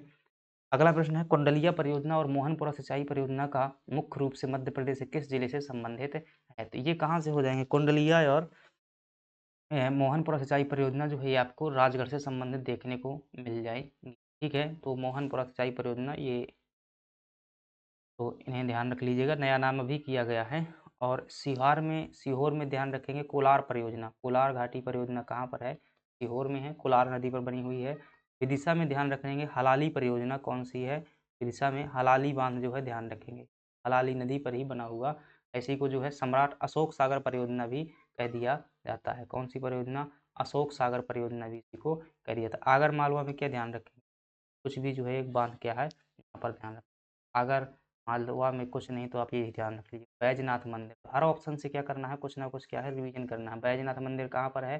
जो मार्टिन मार्टिन बोरजावेथ ने जो है यहाँ पर बनवाया हुआ था अंग्रेजों द्वारा, ये बैजनाथ मंदिर बनवाया गया था। दरअसल यहाँ का अंग्रेज जो था वो विश्व युद्ध में फंस गया था, मन्नत की हुई थी कि भाई साहब मंदिर बनवाऊंगा भगवान भोलेनाथ का यहाँ जा करके, तो फिर उसका मन्नत पूरा हो गया था, फिर उसने बनवाया। बरगी बांध जो परियोजना से लाभान्वित होने वाले जिलों का सही समूह कौन सा है? तो अगर आप देखिएगा थोड़ा सा मैप का दिमाग लगा लेते हैं, ऑप्शन सही कर देंगे। चलिएगा मैप बना लेते हैं। ये किया मैंने, क्या किया है, बरगी बांध का जो है क्या बना रहा हूँ, संकेत जो है मैप में बना रहा हूँ। चलिए ठीक है, ये हुआ हमारा कौन सा, मध्य प्रदेश। अब इधर से जो है एक स्थान है जिसका नाम है क्या, अमरकंटक, और अमरकंटक से इस प्रकार से नदी निकलती है, उस नदी का नाम क्या है, आप कहेंगे नर्मदा नदी। ठीक है, नर्मदा नदी पर एक जो है यहाँ पर बांध स्थित है, और इस बांध का नाम है क्योंकि बरगी नामक स्थान पर स्थित बरगी गांव है, तो इसका नाम है क्या, बरगी बांध है। क्या नाम है, बरगी बांध। और ये बरगी बांध कहाँ पर पड़ता है, आप कहेंगे जबलपुर में पड़ता है। कहाँ पर पड़ता है? जबलपुर में जो है पड़ता है। और सर इस नदी का नाम क्या है, तो आप कहेंगे इस नदी का नाम है नर्मदा। तो बरगी बांध किस नदी पर स्थित है, आप क्या कहेंगे, नर्मदा नदी पर स्थित है। और ये वही क्षेत्र है जो रानी अवंतीबाई के मतलब आसपास का क्षेत्र है, तो इसलिए इस परियोजना को क्या कहा जाता है, रानी अवंतीबाई परियोजना भी जो है क्या कह देते हैं, बरगी बांध को कह दिया जाता है। इससे जबलपुर से जो क्या निकाली गई हैं, दो नहर निकाली गई हैं। क्या निकाली गई हैं? दो नहरें निकाली गई हैं, जिनकी क्षमता जो है 45 + 45 यानी कि 45 मेगावाट की जो क्या है क्षमता है, यानी कुल जो कितनी क्षमता है, 90 मेगावाट की जो है क्षमता है। इन नहर से क्या होती है, यहीं पर जो है बिजली बनाई जाती है, सॉरी दोनों नहरों से जो है यहाँ से बिजली बनती है, और नहर से क्या होती है, सिंचाई होती है। यहाँ पर बिजली बनती है, सिंचाई, सिंचाई जो कई जो है जबलपुर वगैरह ये लाभान्वित होते हैं, और जबलपुर के आसपास का क्षेत्र नरसिंहपुर हो गया लाभान्वित होते हैं, इनसे बिजली भी बनती है। तो ये क्या है, ये चीज़ें हैं। क्या कटनी यहाँ पर हो जाएगा, रीवा होगा क्या भाई, रीवा यहाँ पर पड़ता है, तो ये जो ऑप्शन गलत हो गया। जबलपुर, नरसिंहपुर, मंडला ये हो सकता है। होशंगाबाद होगा क्या भाई, होशंगाबाद यहाँ पर पड़ता है, ये भी नहीं होगा। खंडवा, खरगोन ये कहाँ पड़ते हैं, यहाँ पर पड़ते हैं, तो ये भी नहीं है, तो आपका ये सही जवाब हो जाएगा। तो ये होता है भाई, मैपिंग का फायदा होता है। ठीक है, बहुत सारी चीज़ें मुझे एग्जैक्ट याद नहीं रहती, लेकिन ऑप्शन से क्या कर दिया जाता है, एलिमिनेट कर देते हैं कि भाई ये तो नहीं हो सकता, क्योंकि ये बहुत दूर की चीज़ें हैं, वो कहाँ लाभान्वित होगा। और ढाल कैसा है, मध्य प्रदेश का ढाल या तो दक्षिण की ओर है इधर से, और ये तो इधर की ओर है, बाकी इधर से जो है ढाल पड़ता है वो कहाँ पड़ता है, ऊपर की ओर है। तो क्या कोई नदी ऊपर की ओर जा सकता है, अगर सिंचाई क्षमता विकसित कर सकते हैं, अगर नहीं कर सकते भाई, ढलान के अकॉर्डिंग जो क्या किया जाता है, नहर बनाई जाती है। ठीक है, जैसा ढाल होता है वैसे जो है नहर बनाते हैं, अन्यथा फिर जो है वो तकनीकी काम नहीं करती है अगर जो हाल के अनुरूप से। चलिएगा आगे बात करते हैं। भारतीय संविधान का कौन सा अनुच्छेद जो है निर्वाचन आयोग की संरचना और शक्तियों से संबंधित है? तो देखिएगा, अगर फ्रेंड्स बात करेंगे किसकी, इलेक्शन कमीशन ऑफ इंडिया की बात करेंगे। किसकी बात करेंगे, इलेक्शन कमीशन ऑफ इंडिया की बात करेंगे। आपसे पूछे संविधान के किस भाग में दिया हुआ है, क्या दिया, किस भाग में दिया हुआ है, और किस अनुच्छेद में दिया हुआ है, किस अनुच्छेद में दिया हुआ है, फिर ठीक है। तो इतनी बातें 200 कम से कम भाग ध्यान रखना है, भाग 15 में दिया हुआ है। और अनुच्छेद की अगर बात की जाए तो मुख्य रूप से अनुच्छेद 324 से लेकर 330 तक जो है किसके प्रावधान दिए हुए हैं, चुनाव संबंधी जो है पूरे के पूरे प्रावधान दिए हुए हैं। और इसमें बात करें आर्टिकल 3 to 4 जो है ये किससे संबंधित है, इलेक्शन कमीशन ऑफ इंडिया यानी कि भारत चुनाव आयोग से संबंधित है। किससे है, आयोग से संबंधित है, यानी कि चुनाव आयोग से संबंधित है, निर्वाचन आयोग भी कह दिया जाता। तो क्या सही हो जाएगा आपका, 324 हो जाएगा। 315 जो है यूपीएससी की बात करता है कि यूपीएससी का एक राज्य मतलब सेंट्रल लेवल पर यूपीएससी होगी, और राज्यों में जो है पीसीएस होगी। क्या होगी, पीसीएस होगी, या पीसीएस को ही क्या कह दिया जाता है, पीएससी भी कह देते हैं, और चूंकि हर राज्य का नाम आगे लगा दोगे तो उसे राज्य की पीसीएस कह दिया जाता है। ठीक है, 348 भाषा से संबंधित आर्टिकल है ये। और अगर बात करेंगे तो 300 आप 26 जो है आर्टिकल बहुत महत्वपूर्ण, ध्यान रखिए। जो आप वोट डालते हैं ना, मतदाता मत मतदान का जो अधिकार है वो किसमें है, आर्टिकल अधिकार जो है आर्टिकल 326 में है, यानी कि 326 में। चलिएगा आगे बढ़ जाते हैं। दिनेश गोस्वामी समिति, दिनेश देखिएगा, अभी थोड़ी सी यहाँ ध्यान रखना, अगर आपसे पूछे वर्तमान में जो मुख्य चुनाव आयुक्त है यानी कि चीफ इलेक्शन कमिश्नर हैं वो कौन है, वर्तमान में मुख्य चुनाव आयुक्त कौन है, तो ये करंट अफेयर है, तो आप क्या कहेंगे, ज्ञानेश कुमार जो है वर्तमान में मुख्य चुनाव आयुक्त है। अगर आपसे पूछे कि पहले चुनाव आयुक्त कौन थे, तो आप क्या बताएंगे, सुकुमार सेन।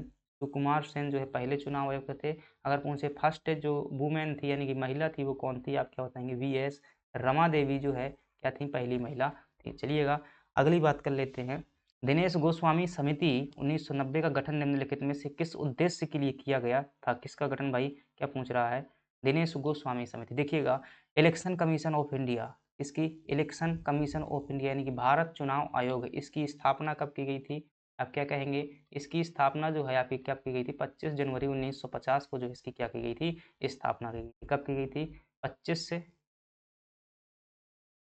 फास्ट लिखने के चक्कर में क्या हो जाता है, गलत हो जाता है, 25 जनवरी 1950 को की गई थी। आपसे पूछे भारत में मतदाता दिवस कब मनाते हैं, क्या मतदाता दिवस कब मनाते हैं, आप कहेंगे 25 जनवरी। क्यों मनाते हैं, क्योंकि 25 जनवरी 1950 को इलेक्शन कमीशन ऑफ इंडिया की स्थापना की। 1950 से लगा करके 1989 तक, कब तक, 1989 में जो चुनाव आयोग होता था वो कैसा होता था, एक सदस्यीय होता था। कैसा होता था, एक सदस्यीय जो है चुनाव आयोग होता था, केवल एक सदस्य होता था। ठीक है, अब इसमें जो है एक समिति बनाई जाती है, कब, 1975 में।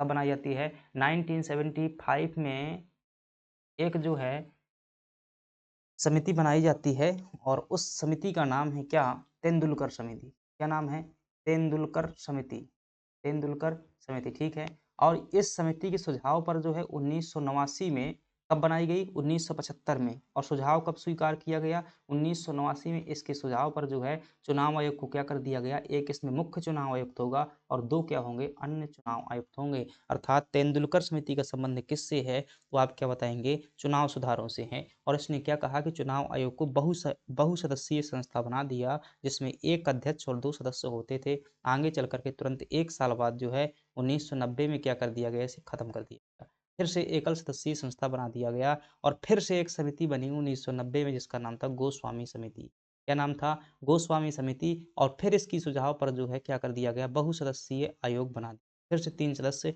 हो गए। तो किससे संबंधित है गोस्वामी समिति 1990 में, आप क्या कहेंगे, निर्वाचन सुधार से संबंधित। I hope you will be understood. चलिएगा आगे बढ़ते हैं।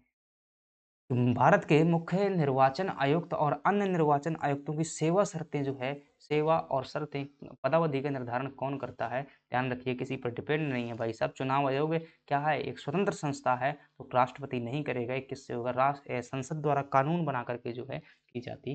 देखिएगा आपसे कोई पूछे कि भाई साहब चुनाव आयोग में कौन कौन होता है, क्या चुनाव आयोग में जो है कौन कौन होता है, तो बहुत सारे लोग होते हैं।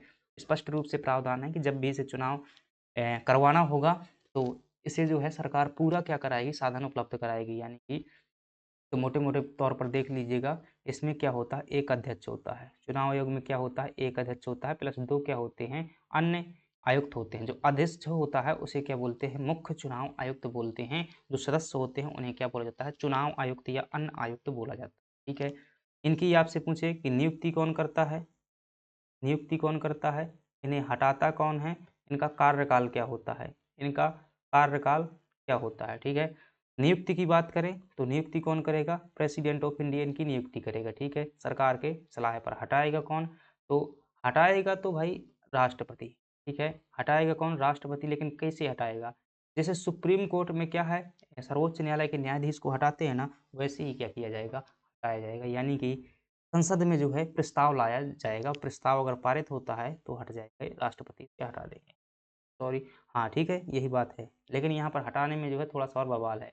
अगर अध्यक्ष की बात की जाए, क्या की जाए, अध्यक्ष की बात की जाए तो अध्यक्ष को सुप्रीम कोर्ट के जैसा हटाया जाएगा, लेकिन जो अन्य सदस्य हैं इनको कैसे हटाया जाएगा, तो अध्यक्ष की सिफारिश पर जो है राष्ट्रपति द्वारा हटाया जाएगा। इसकी सिफारिश पर, अध्यक्ष की सिफारिश पर अन्य सदस्यों को राष्ट्रपति द्वारा हटाया जाएगा और अध्यक्ष को जो है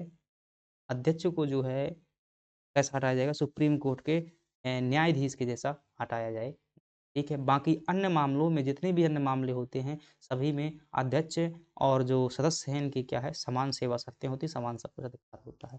कार्यकाल कितना होता है इनका, क्या कहेंगे, 6 65 जो है इनका कार्यकाल होता है, 6 वर्ष से मिनिमम और जो है 65 वर्ष अधिकतम आयु हो जानी चाहिए।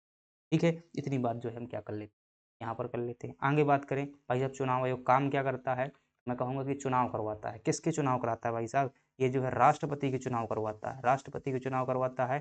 और किसके चुनाव करवाता है, आप कहेंगे उपराष्ट्रपति के चुनाव करवाता है। और किसे करवाता है, विधानसभा के चुनाव करवाता है, लोकसभा करवाता है, राज्यसभा करवाता है, विधान परिषद के जो है चुनाव करवाता है।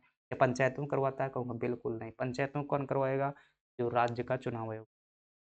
ठीक है, और बात करेंगे चुनाव आयोग के बारे में, कुछ और बातें करनी है क्या, कुछ और बातें अगर करनी हो, कहाँ पर प्रावधान है आप बताएंगे, आर्टिकल 324 में जिसका उल्लेख किया। चलिएगा आगे बढ़ जाते हैं। पहले पूछे तो आप क्या बताएंगे, सुकुमार सेन जो है पहले अध्यक्ष हैं। पहली महिला कौन है आपसे पूछे तो आप क्या बताएंगे, रमा देवी जो है, VS रमा देवी जो है पहली हैं। सुकुमार सेन क्या है, पहले जो है मुख्य चुनाव आयुक्त हैं। वर्तमान में कौन है आप क्या बताएंगे, ज्ञानेश कुमार जो है वर्तमान में मुख्य। आगे बढ़ जाते हैं, चुनाव आचार संहिता को लागू करने का वैधानिक आधार कहाँ पर है? मेरे भाई मैं कहूँगा कि संविधान में तो इसका उल्लेख नहीं है, कहीं पर नहीं है। ठीक है, आचार संहिता आपने सुना हुआ, model model code of conduct कौन लागू करता है, अगर ये पूछे आपसे लागू कौन करता है आचरण संहिता, तो आप कहेंगे जो इलेक्शन कमीशन ऑफ इंडिया होता है ये लागू करता है। जितना भी जिला राज्य का प्रशासन होता है भारत का, चुनाव के टाइम पर चुनाव आयोग सभी का जो है प्रयोग कर सकता है, उसको अधिकार दिया जाता है। ठीक है, तो जिले में जो है कलेक्टर लागू करेगा, उप जिले में SDM लागू करेगा, तो ये सभी चीज़ें जो है होती है। तो लागू कौन करता है, चुनाव आयोग द्वारा लागू किया जाता है। क्या संविधान में कहीं उल्लेख है, नहीं है भाई, संविधान में कहीं उल्लेख नहीं है। यह जो है स्वैच्छिक है और इसका कोई वैधानिक अधिकार नहीं, लेकिन चुनाव आयोग के पास में पर्याप्त अधिकार हैं, इसके नाम पर कुछ भी कर सकता है वो। आचार संहिता का मतलब क्या होता है, आचार का मतलब होता है आचरण, संहिता का मतलब होता है क्या, कानून, क्या होता है, conduct, code, code of conduct. ठीक है, कंडक्ट का मतलब आचरण और कोड का मतलब कानून होता है। कैसा आचरण करना है चुनाव के समय पर, इसके लिए कानून लागू किया जाता है, उसी को आचार संहिता कहते हैं। चलिएगा आगे बढ़ जाते हैं। परिसीमन आयोग के आदेशों को जो है किसी भी न्यायालय में चुनौती नहीं दी जा सकती है, इसका अध्यक्ष कौन होता है। देखिए, परिसीमन आयोग की पहली बात करें कि इसका गठन किसके द्वारा किया जाता है, आप कहेंगे जो है संसद क्या करती है, कानून बना करके हर ए, मतलब चुनाव परिसीमन आयोग का गठन किया जाता है। क्यों किया जाता है, क्या कार्य करता है वह ये परिसीमन आयोग, तो आप कहेंगे कि जो चुनाव क्षेत्र हैं, क्या है, चुनाव क्षेत्र हैं, उनका क्या करता है, ये निर्धारण करता है। क्या करता है, चुनाव क्षेत्रों क्या करता है, निर्धारण करता है। पता चला कि एक चुनाव क्षेत्र में 5 लाख वोटर हैं, एक चुनाव क्षेत्र में क्या है, 100 वोटर हैं। ठीक है, बराबर का उन्हें प्रतिनिधित्व दिया गया है, लोकसभा में बराबर का अधिकार है। तो कोशिश की जाती है कि चुनाव क्षेत्रों में बराबर जनसंख्या रहे, बराबर क्षेत्रफल रहे। तो इसका जो है निर्धारण कौन करता है, परिसीमन आयोग करता है। परिसीमन आयोग का गठन कौन करता है, संसद करती है। इसका जो है अध्यक्ष कौन होता है, आप क्या बताएंगे, इसका अध्यक्ष जो है सुप्रीम कोर्ट का जज होता है। इसमें एक सदस्य के रूप में चीफ इलेक्शनर कमिश्नर यानी कि मुख्य चुनाव आयुक्त भी इसमें एक सदस्य होता है। इसमें जो भी ये सिफारिश करेगा उसको न्यायालय में चुनौती नहीं दी जा सकती। क्यों नहीं दी जा सकती, क्योंकि न्यायालय का जो व्यक्ति है वही अध्यक्ष होता है। तो सर्वोच्च न्यायालय का जो न्यायाधीश होता है वो क्या होता है, इसका मतलब अवकाश प्राप्त न्यायाधीश, कोई भी हो सकता है अध्यक्ष, तो लेकिन न्यायाधीश होना चाहिए। चलिएगा, भारतीय रिजर्व बैंक की स्थापना किस आयोग की सिफारिश पर की गई थी, तो आप क्या कहेंगे कि हिल्टन हंटर कमीशन, भाई ये अलग है, शिक्षा से संबंधित है। हंटर कमीशन का संबंध किससे है, आप कहेंगे शिक्षा से है। साइमन कमीशन जो है 1928 में भारत आया हुआ था, ये कानूनी विकास से संबंधित है। किससे, कानूनी विकास से संबंधित है। और केन्स कमीशन जो है, ये केन्स कमीशन। ठीक है, तो यंग हिल्टन आयोग की सिफारिश पर क्या किया गया था, ये जो है RBI की स्थापना जो है 1935 में जो है की गई थी। और प्रारंभ में जो इसका हेडक्वार्टर बनाया गया था, तो आप क्या कहेंगे, कोलकाता में जो है शुरुआत में क्या था, इसका मुख्यालय था। बाद में जो है इसका मुख्यालय कहाँ लाया गया, कोलकाता से मुंबई में जो है इसका हेडक्वार्टर स्थापित किया गया। और जो इसके प्रथम RBI के गवर्नर बनाए गए थे उसका नाम क्या था, उनका नाम ध्यान रखना, ओसबॉर्न, क्या नाम था, ओसबॉर्न स्मिथ जो है प्रथम गवर्नर थे। और आपसे पूछे कि प्रथम जो इंडियन थे यानी कि प्रथम भारतीय गवर्नर थे उनका नाम क्या था, CD देशमुख जो है प्रथम भारतीय क्या थे, गवर्नर थे। और फिर पूछे कि वर्तमान में जो है क्या वर्तमान में जो है कौन है आरबीआई के गवर्नर, तो आप क्या कहेंगे भाई जल्दी से बताइएगा। आरबीआई के जो वर्तमान में गवर्नर हैं वो क्या नाम है, आप क्या कहें, संजय मल्होत्रा, संजय मूर्ति तो नहीं है, संजय मूर्ति भी ध्यान आ रहा, संजय मल्होत्रा आपके क्या हो जाएंगे, सही हो जाएंगे।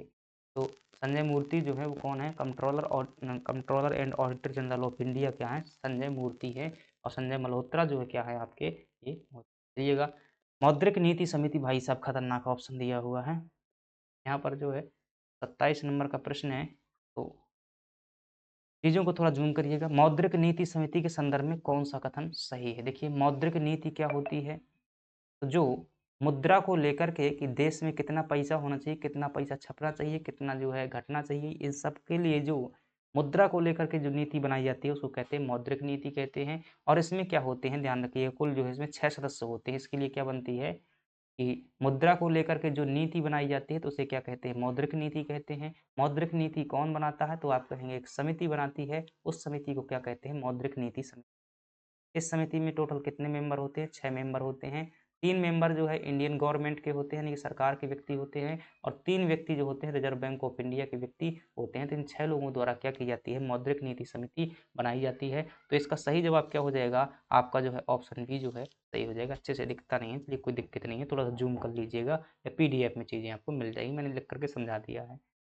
जब भारतीय रिजर्व बैंक जो है रेपो रेट में वृद्धि करता है तो इसका संभावित परिणाम क्या होता है। अब देखिए मैं बहुत ज़्यादा यहाँ पर चीज़ें नहीं बता रहा हूँ, सिर्फ 2 चीज़ें बता रहा हूँ, रेपो रेट और रिवर्स रेपो रेट, ठीक है, क्योंकि समझने में जो है समय देना होता। देख लेते हैं 28 नंबर का प्रश्न है क्या आगे, 29 का है भाई, ठीक है। देखिएगा तो यहाँ पर मैं 2 शब्द समझा रहा हूँ कि ब्याज दर समझा रहा हूँ किसकी, रिजर्व बैंक की जो है एक बैंक होता है, उस बैंक का नाम क्या है, रिजर्व बैंक ऑफ इंडिया। ध्यान रखिएगा reserve bank of India Bharat का सबसे बड़ा बैंक है, मुद्रा के क्षेत्र में बहुत बड़ा अधिकार है। ध्यान रखिएगा सरकार से ज़्यादा पावरफुल है। वह आर्थिक क्षेत्र में जिस प्रकार से न्यायालय अपना अलग पावर रखता है, इसी प्रकार से रिजर्व बैंक के पास में भी अलग पावर है, ठीक है। तो ये सभी बैंकों का क्या है, दादाजी हैं। और भारत सरकार का भी क्या होता है, ये बैंक होता है, सरकार का भी बैंक है, बैंकों का भी बैंक है ये, और जितना भी विदेशी मुद्रा का काम, बहुत बड़ा मतलब डिपार्टमेंट है आरबीआई। तो इधर देखिए क्या है, भारत का एक बहुत बड़ा सरकारी बैंक है, इसका नाम है रिजर्व बैंक ऑफ इंडिया, ठीक है। यह जो क्या करता है, ब्याज देता है, इसकी ब्याज को क्या कहा जाता है रेपो रेट, मतलब रेपो रेट के नाम से जानते हैं। 2 प्रकार की ब्याज देता है ये, क्या देता है, 2 प्रकार की जो है ब्याज देता है कौन, रिजर्व बैंक ऑफ इंडिया। एक देता है अल्पकाल, अल्पकाल के लिए मतलब कि आपने 1 महीना के लिए पैसा लिया, 10 दिन के लिए लिया, 5 दिन के लिए, 2-3 दिन के लिए लिया, तो क्या है अल्प दिन के लिए। एक है मतलब दीर्घकाल के लिए भी क्या लेता है, ब्याज लेता है और देता भी है, ठीक है? अगर यहाँ जमा करोगे तो दीर्घकाल के लिए अगर जमा कर रहे हो तो उस हिसाब से ब्याज मिलेगा, अगर अल्पकाल के लिए जमा कर रहे हो तो उस हिसाब से। जो अल्पकाल की ब्याज होती है, इसकी 2 ब्याजें हैं अल्पकाल की। एक कौन सी है, रेपो रेट, क्या है, रेपो रेट, ठीक है, जैसे आर। एक कौन सी है, रिवर्स रेपो रेट, क्या है, रिवर्स रेपो रेट, ठीक है, रिवर्स रेपो रेट, ठीक है। तो ये 2 चीजें ध्यान रखना। और जो दीर्घकाल की ब्याज होती है बहुत सी है, उसे बैंक दर बोलते हैं, क्या बोलते हैं, बैंक दर बोलते हैं। बहुत सारी चीजें हैं इसमें बाद में देखेंगे, हमारा प्रश्न जो है यहाँ से है रेपो रेट और रिवर्स रेपो रेट पर, ठीक है। तो यहाँ पर समझ में आया कि रिजर्व बैंक जो ब्याज देता है, अल्पकाल के लिए ब्याज लेता है या देता है, उसे क्या कहते हैं, ये है। अब आप एक शब्द समझते हैं जिसका नाम है रेपो रेट। रेपो रेट क्या है, तो ये क्या है हमारे पास में, आप कहेंगे सर ये तो आरबीआई है, ये क्या है आरबीआई, हम रेपो रेट समझ रहे हैं। ये क्या है, मतलब दूसरे बैंक है, ये क्या है, दूसरे बैंक है, इनके पास में ज़्यादा पैसा हो गया, सॉरी, ये जो है आरबीआई के पास में पहुंचे कि साहब जो है हमें क्या दे दीजिएगा, लोन दे दीजिएगा, तो सभी बैंक जो है आरबीआई से लोन लेते हैं, ठीक है। तो सभी बैंक किससे लोन लेंगे, आरबीआई से। तो आरबीआई से क्या लिया इन्होंने, लोन लिया। आरबीआई ने कहा भाई साहब ब्याज देना पड़ेगा। आरबीआई ने पहले बैठाया, बैठो बताओ कितने दिन के लिए पैसा चाहिए। इसने कहा कि हमें बस 10 दिन के लिए चाहिए, हम सिक्योरिटी बेच करके आपका दे देंगे, यानी कि अल्पकाल के लिए लोन चाहिए। अल्पकाल के लिए लोन चाहिए आपको, रेपो रेट देना पड़ेगा, रेपो रेट मतलब ब्याज दर देना पड़ेगा, ठीक है। ये जो है जितना भी अपना ये परसेंटेज डिसाइड करता रहता है, आरबीआई कभी बढ़ा देता है कभी घटा देता है, तो ये बैंकों के पैसा को कंट्रोल करता है। अगर आर रेपो रेट क्या कर देगा, कम कर देगा, तो सभी बैंक जल्दी जल्दी आएंगे, लोन ले लेंगे बहुत सारा। और जब ये रेपो रेट क्या कर देगा, बढ़ा देगा, तो फिर बैंक लोन नहीं लेंगे। और जब बैंक लोन नहीं लेंगे तो फिर क्या है, इनके पास पैसा घट जाएगा, इनके पास पैसा घट जाएगा। और जब पैसा घट जाएगा तो फिर पूरे बाज़ार में यानी कि पूरे देश में पैसा घट जाएगा। जब पूरे देश में पैसा घट जाएगा तो फिर क्या हो जाएँगी, जो सामान इतना लोग नहीं खरीदेगा, जब सामान नहीं खरीदेगा तो सामान ज़्यादा मतलब पूर्ति ज़्यादा होगी और माँग जो है कम की जाएगी, तो फिर क्या हो जाएगा, भंडार ज़्यादा हो जाएगा मार्केट में। जब भंडार ज़्यादा होगा तो ऐसी स्थिति में क्या हो जाती है, सस्ती हो जाती हैं चीज़ें, महँगी हो जाती हैं। तो ये मुद्रा का खेल है, इसे मुद्रास्फीति कहा जाता है। रिज़र्व बैंक ये खेलता रहता है, यानी कि बाज़ार में जो है महँगाई को उतारना चढ़ाने का काम करता है, मतलब मौद्रिक नीति के माध्यम से कंट्रोल करता रहता है। अभी पढ़ेंगे हम मेंस में मौद्रिक नीति, अभी पढ़ना है ये। तो ये क्या हो गया, रेपो रेट आपको समझ में आ गया कि जब कोई बैंक आरबीआई से अल्प समय के लिए लोन लेता है उसे क्या बोलते हैं, रेपो रेट कहते हैं। रेपो रेट मतलब ये मेंस का टॉपिक है, मतलब ये मूल्यांकन करना जो सिखा रहा हूँ कि अगर चीज़ें रेपो रेट क्या हो गई, अगर बढ़ गई तो क्या करेंगे, बैंक भाई लोन कम ले लेंगे ना, कम लेंगे ना, ठीक है ना, तो कम लेंगे, और कम लेंगे तो बैंकों के पास पैसा घटेगा, एटीएम में पैसा घटेगा, आपके पास में भी घटेगा। जब आपके पास में घटेगा तो ज़रूरत के सामान ही खरीदोगे, थोड़ा सा चाय नाश्ता पोस्ता ये सब कुछ चीज़ क्या करोगे भाई, कर दोगे, पैसा नहीं, ठीक है। ये चीज़ें जो क्या हो जाती हैं, कम हो जाती हैं, मुद्रा के माध्यम से क्या किया जाता है, कंट्रोल किया जाता है, ये गवर्नमेंट करती है। अब दूसरा जो हमारे पास में चीज़ है उस चीज़ का नाम है रिवर्स रेपो रेट।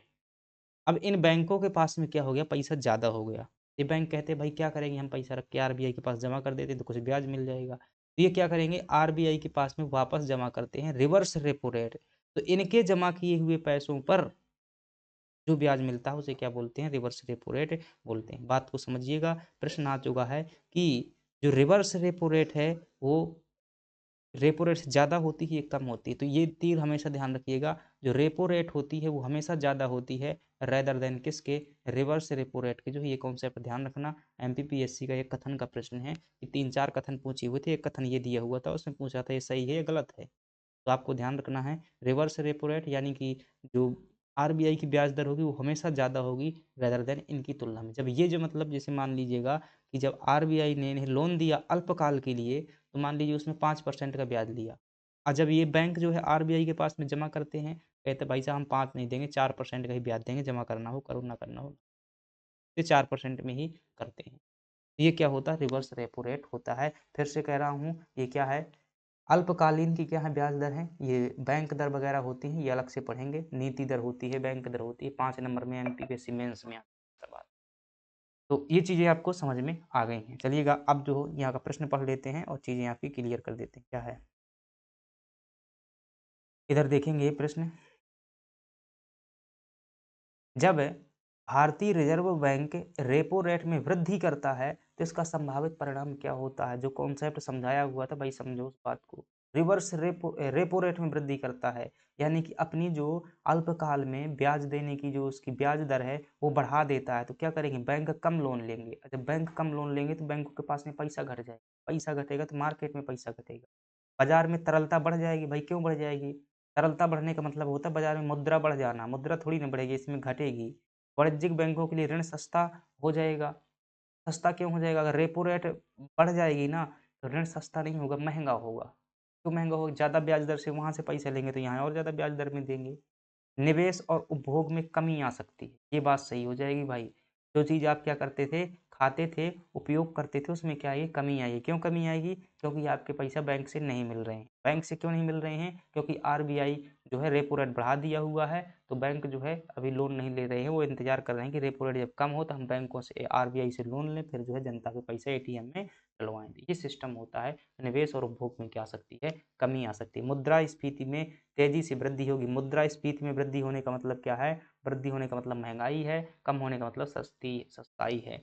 ठीक है, महंगाई नहीं होगी इस समय पर, जब मार्केट में पैसा नहीं बचेगा तो महंगाई क्या हो जाएगी, कम हो जाएगी, बढ़ेगी। तो आपका सही जवाब क्या हो जाएगा, ऑप्शन सी हो जाएगा। ये कॉन्सेप्ट समझने में भाई कई बहुत समय लग जाता है, साधारण चीज़ समझ में नहीं आती हैं, तो अगर समझ में आ गया है तो आप बहुत महान हैं, कुछ तो आपके पास में विशेष बात है, या तो फिर आपको अच्छा माहौल मिल रहा है समझने के लिए, या फिर आप जो है काफ़ी योग्य।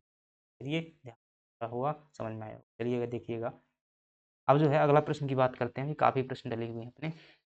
आरबीआई द्वारा बैंकों के लिए प्रॉम्प्ट करेक्टिव एक्शन पीसीए ढांचा कब लागू किया जाता है, तो देखिए जब क्या होता है, दरअसल एनपीए बढ़ जाता है बैंकों का, तब जो है ये ढांचा लागू किया जाता है। एनपीए का मतलब क्या होता है, नॉन परफॉर्मिंग असेट्स होता है, यानी कि बैंकों ने जो पैसा क्या है किसको दिया हुआ, लोन उनके लिए दिया हुआ है, जैसे भाई साहब बैंक से क्या किया, एक बेवड़े ने, जो शराबी व्यक्ति है, उसने क्या लिया, लोन लिया। और क्या लिया इसने, लोन लिया। बैंक आया, भाई साहब लोन दे दो। कहते क्यों दे दूँ, जैसे सुना होगा ना, रील्स में देखा होगा, ये लोन तो तुम देते हो, तुम दो ना, हम क्यों दें। तो ऐसे करके जो है, जब बहुत ज़्यादा एनपीए बढ़ जाता है तो फिर ये जो चीज़ें क्या की जाता है, लागू की जाती है, यानी कि जो वसूली नहीं की जा सकती। खुला परिचालन ही के गतिविधियों का क्या अर्थ है, तो देखिएगा, इसका अर्थ होता है आरबीआई द्वारा सरकारी प्रतिभूतियों को क्रय विक्रय करना। ध्यान रखिएगा, चीज़ें समझिएगा। जो है अभी बहुत सारे कॉन्सेप्ट हैं, मैं कैसे समझाऊँ इसे, जो है चीज़ें समझ में। 5 नंबर में मेंस में प्रश्न आ चुका है ये वाला, ध्यान रखिएगा। तो देखिए, यहाँ पर जो है क्या है, आपकी एक सरकार है, क्या है, हमारी इंडियन गवर्नमेंट है। इधर कौन बैठा हुआ है, आरबीआई बैठा हुआ है। तो कई बार क्या होता है, सरकार का जो है घाटा बढ़ता है। क्या बढ़ता है, घाटा बढ़ता है। इसे राजकोषीय घाटा कहते हैं। अगली क्लास हमारी राजकोषीय घाटा पर ही होने वाली है कि राजकोषीय घाटा क्या होता है। जब सरकार का घाटा बढ़ता है तो उसे राजकोषीय घाटा। अब इस घाटा की पूर्ति करने के लिए क्या है, सरकार 2 कदम उठाती है।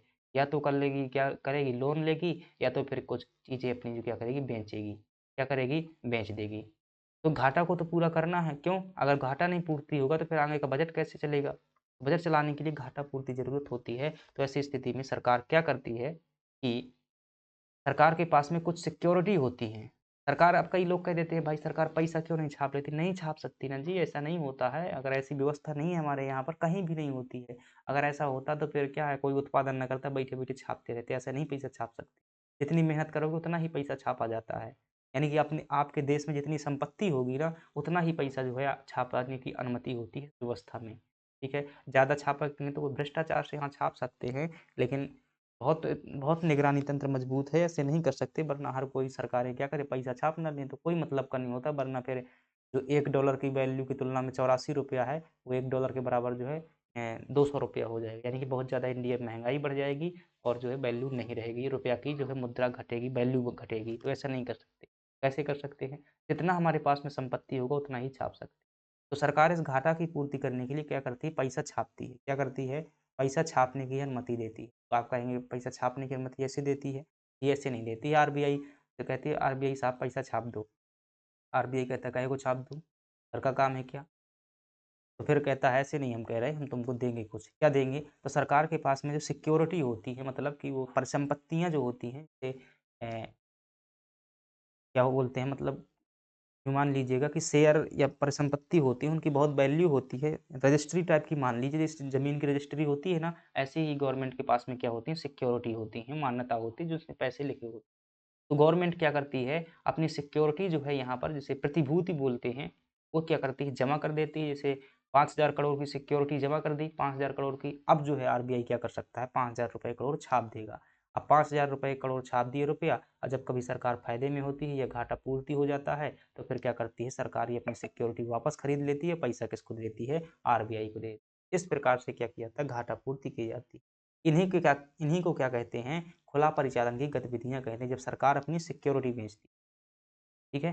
तो ये क्या हो जाएगा, आरबीआई द्वारा सरकारी प्रतिभूतियों की ही क्या बोलते हैं, इंग्लिश में सिक्योरिटी बोला जाता है। गवर्नमेंट सिक्योरिटी जब क्रय विक्रय करती है तो इसे खुला बाजार की गतिविधियां कहते हैं। आरबीआई टाइम देता है कि भाई अगर 5 माह में अपनी सिक्योरिटी नहीं उठाई ना, तो फिर हम क्या कर देंगे, मार्केट में शेयर बेच देंगे।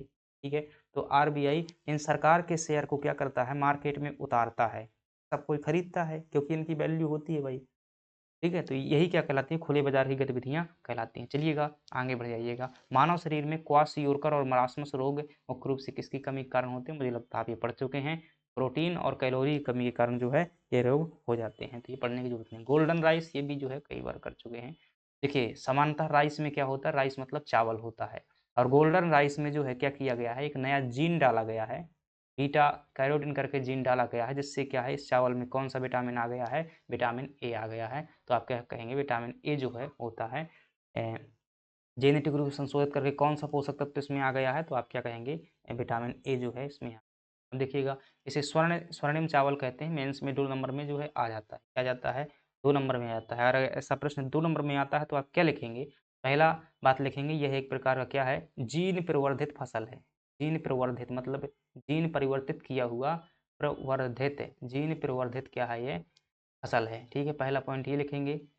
दूसरी बात लिखेंगे कि इसमें जो है बीटा कैरोटीन नाम का जो है जीन डाला गया है, बीटा कैरोटीन, बीटा कैरोटीन। और यह जो है किसका मुख्य स्रोत हो गया है, जिसमें पहले कार्बोहाइड्रेट होता था चावल में, अब यह जो है विटामिन ए का मुख्य स्रोत हो गया। 2 के 2 नंबर पकड़ो, इतने 3 फैक्ट लिख दो। चलिएगा, विटामिन डी से कौन सा रोग होता है, आप कहेंगे रिकेटस रोग जो है विटामिन डी की कमी से होता है, जो सूखा रोग बोलते हैं। विटामिन सी क्या हो जाएगा, आप कहेंगे खट्टी चीज़ है ना, तो क्या बोलते हैं, एस्कार्बिक एसिड इसको बोलते हैं।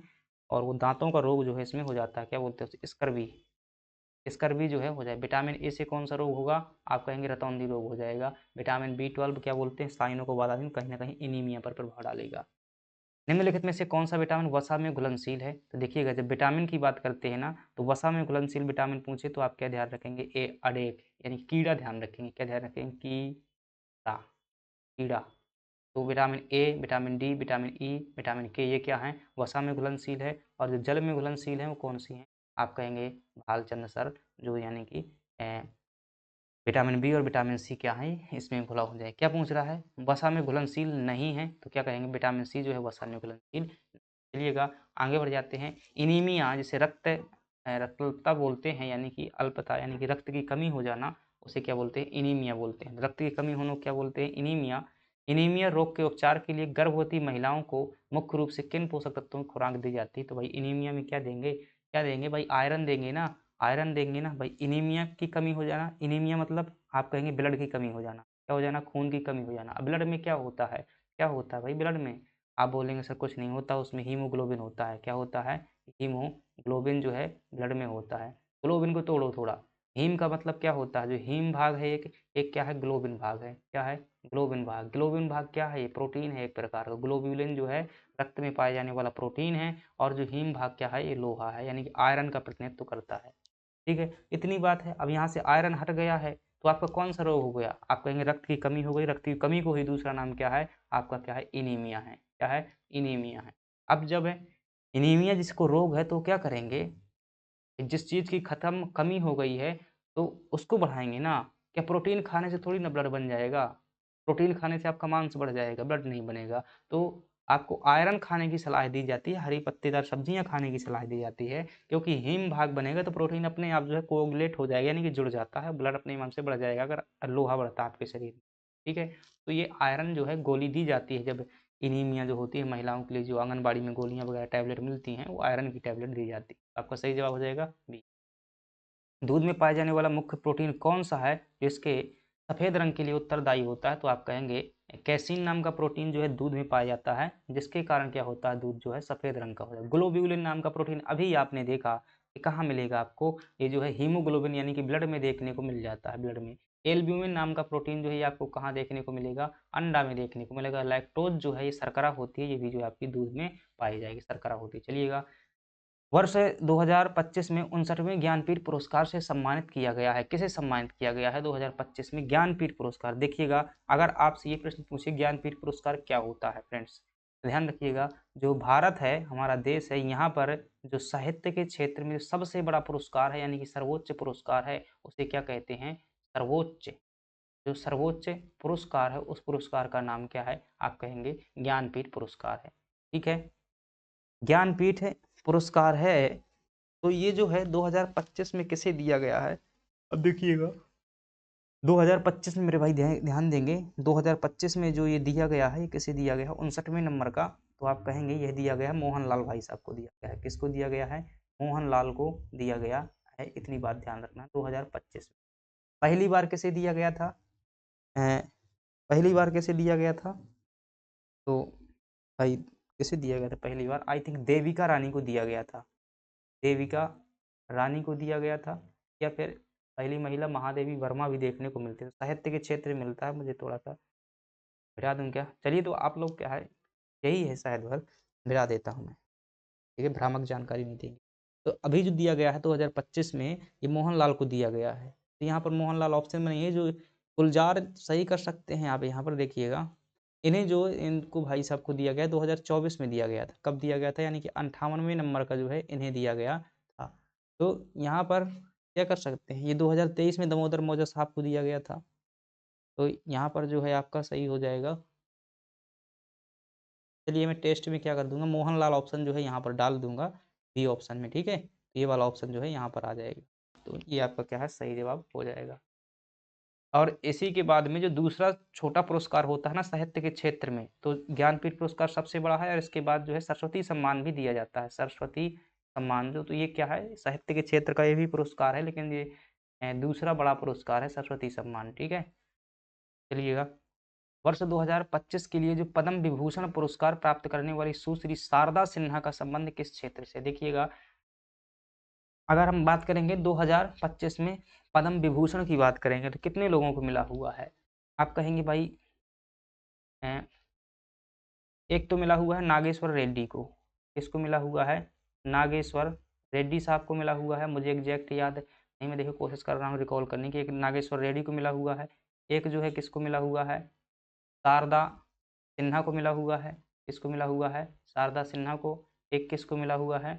कुमुदनी रजनीकांत को मिला हुआ है। कुमुदनी रजनीकांत, रजनीकांत को जो है मिला हुआ है। एक अगर अगर बात करेंगे तो चंडीगढ़ के जज थे जिनका नाम था जगदीश सिंह, जगदीश सिंह को मिला हुआ है। और एक जापान के जो उद्योगपति थे जिनका नाम था ओसामू सुजुकी। क्या नाम है? Osamu Suzuki. 7 लोगों को मिला हुआ, कितने हुए? 2 तो 4 और 1 5 हुए। एक जो है वासुदेव नायर को मिला हुआ है, केरल के, ये मतलब एक साहित्य के क्षेत्र में दिया गया है, वासुदेव नायर को दिया गया है, वासुदेव नायर, वासुदेव नायर। और एक जो है मिला हुआ है लक्ष्मी नारायण को मिला हुआ है, लक्ष्मी नारायण को जो है मिला हुआ। तो ये जो है कितने हो गए भाई? 1 2 3 4 5 6 7 लोगों को जो क्या है ये पुरस्कार मिला हुआ है। इसमें शारदा सिन्हा जो हैं ये कहाँ की हैं? बिहार की हैं, और एक गायक थी, तो क्या हो जाएगा इनका? कला से संबंधित हो जाएंगे। ओसामू सुजुकी कहाँ के हैं? एकमात्र विदेशी हैं, जापान के हैं। जगदीश सिंह जो है ये चंडीगढ़ के हैं, जज रहे हैं। ठीक है, तो ऐसे जो है वासुदेव नायर केरल के जो है ब्राह्मण साहित्य से संबंधित हैं। तो ये चीज़ें जो है आपको ध्यान रखना चलिएगा। रजनीकांत तो स्वच्छता सर्वेक्षण, ये तो कई बार प्रश्न आ चुका भाई, 8वीं बार, चाहे जितनी बार पूछे वो कौन सा हो जाएगा, इंदौर ही आपका सही हो जाएगा। 2025 में मेजर ध्यानचंद खेल रत्न पुरस्कार के लिए चर्चा में रहे खिलाड़ी का चयन करें। इससे खिलाड़ी को उत्कृष्ट प्रदर्शन के आधार पर जो है किया गया, मतलब कि ध्यानचंद, देखिएगा ये पुरस्कार है कि 2025 में मेजर ध्यानचंद खेल रत्न पुरस्कार दिया गया। ध्यानचंद खेल रत्न पुरस्कार है, ध्यान रखिएगा। ये क्या है फ्रेंड्स? खेल के क्षेत्र का सबसे बड़ा पुरस्कार है। खेल का, भारत में जो है खेल का क्या है, ये सर्वोच्च सम्मान है। खेल के क्षेत्र का क्या है, ये सर्वोच्च जो है सम्मान है। और जो क्या है 1994 में जो क्या की गई थी, इसकी स्थापना की गई थी। 1994 में इसकी स्थापना की गई थी, और इसमें जो है 25 लाख की जो है राशि मिलती है। ठीक है, तो हर खिलाड़ी का सपना होता है कि उसे ध्यानचंद खेल रत्न पुरस्कार मिल जाए। ठीक है, अब देखिएगा 2024 में अगर 25 में देखेंगे किसको किसको मिला हुआ है, तो एक तो भाई डी गुकेश को मिला हुआ है, शतरंज के खिलाड़ी हैं डी गुकेश। ठीक है, एक जो मिला हुआ है हरमनप्रीत को मिला हुआ है, हरमनप्रीत सिंह को मिला हुआ है, ये हॉकी के संबंधित खिलाड़ी हैं, हरमनप्रीत सिंह को मिला हुआ है। और एक जो है इसमें पी आर श्रजेश को मिला। ठीक है भाई, जस्ट मेरा ध्यान रखेंगे थोड़ा सा, वरना चीज़ें गलत नहीं होनी चाहिए। 1 मिनट को ये समय दीजिएगा।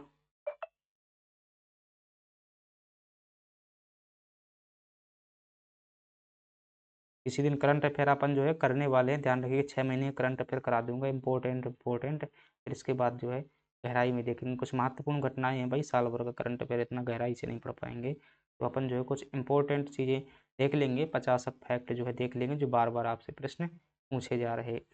देखेंगे अगर मेजर ध्यानचंद खेल रत्न पुरस्कार में एक तो किसको मिला हुआ है, डी गुकेश को मिला हुआ है। एक किसको मिला हुआ, हरमनप्रीत सिंह को मिला हुआ है। एक जो है किसे दिया गया है, मनु भाकर को दिया गया है, मनु भाकर को जो है दिया गया है। और एक जो है किसे दिया गया है, प्रवीण कुमार को दिया गया है। तो ये 4 लोगों को जो है क्या मिला हुआ है, पुरस्कार मिला हुआ है। 2025 में मेजर ध्यानचंद खेल रत्न पुरस्कार के लिए चर्चा में रहे खिलाड़ी का चयन कीजिएगा। किस खेल में उत्कृष्ट प्रदर्शन के आधार पर? मानक प्रश्न क्या भाई बात कर रहा है, मुझे तो लगता है कोई ऑप्शन नहीं मुझे यहाँ पर देख रहा है। ठीक है, तो यहाँ पर जो है कोई ऑप्शन नहीं है, तो मैं एक ऑप्शन क्या कर देता हूँ, मिटा देता हूँ। और कैसे मिटाऊंगा? मिटाने के लिए मुझे जो है कलाकारी करनी होगी। चलिए अपन कलाकारी करने में अपन इधर से क्या लेंगे, हाइलाइटर लेंगे, और इसका कलर क्या करेंगे, इसका कलर करेंगे वाइट। नहीं मिल रहा है ना, कलाकारी नहीं काम कर रही है। देखिएगा कुछ और करते हैं, इधर चलेंगे पेन। जाने में तो 4 साल लग जाएंगे, 4 साल नहीं, फास्ट मिटा देता हूँ।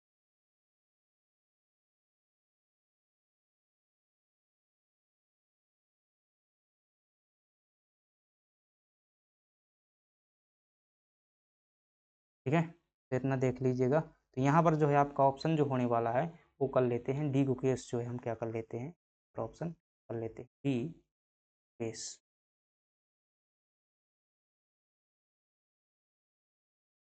तो ये क्या हो जाएगा आपका, डी ऑप्शन जो है सही हो जाए। तो इन्हें 2025 में 4 लोगों को मिला हुआ है। मनु भाकर किससे संबंधित है, देखिएगा इनके खेल भी ध्यान रखना भाई, ऐसे ही प्रश्न पूछे जाते हैं, कुछ और नहीं पूछा जाता है, बस यही भूल जाएंगे चीज़ें तो आपको गलत हो जाएगा। मनु भाकर किससे संबंधित है, शूटिंग से। डी गुकेश जो है आपके किससे संबंधित है, तो आप कहेंगे ये शतरंज से संबंधित है, शतरंज से संबंधित है। हरमनप्रीत सिंह जो है ये किससे संबंधित है, ये आपके हॉकी से संबंधित हैं। और प्रवीण कुमार जो है ये किससे संबंधित हैं, तो आप कहेंगे ये एथलीट हैं, पैरा खिलाड़ी हैं, मतलब विकलांग खिलाड़ी, एथलीट हो जाएंगे। चलिएगा आगे बढ़ जाते हैं। दादा साहब फाल्के पुरस्कार जो है कि 2025 के संदर्भ में किसे लाइफ टाइम अचीवमेंट के लिए जो है ये सम्मान दिया गया है।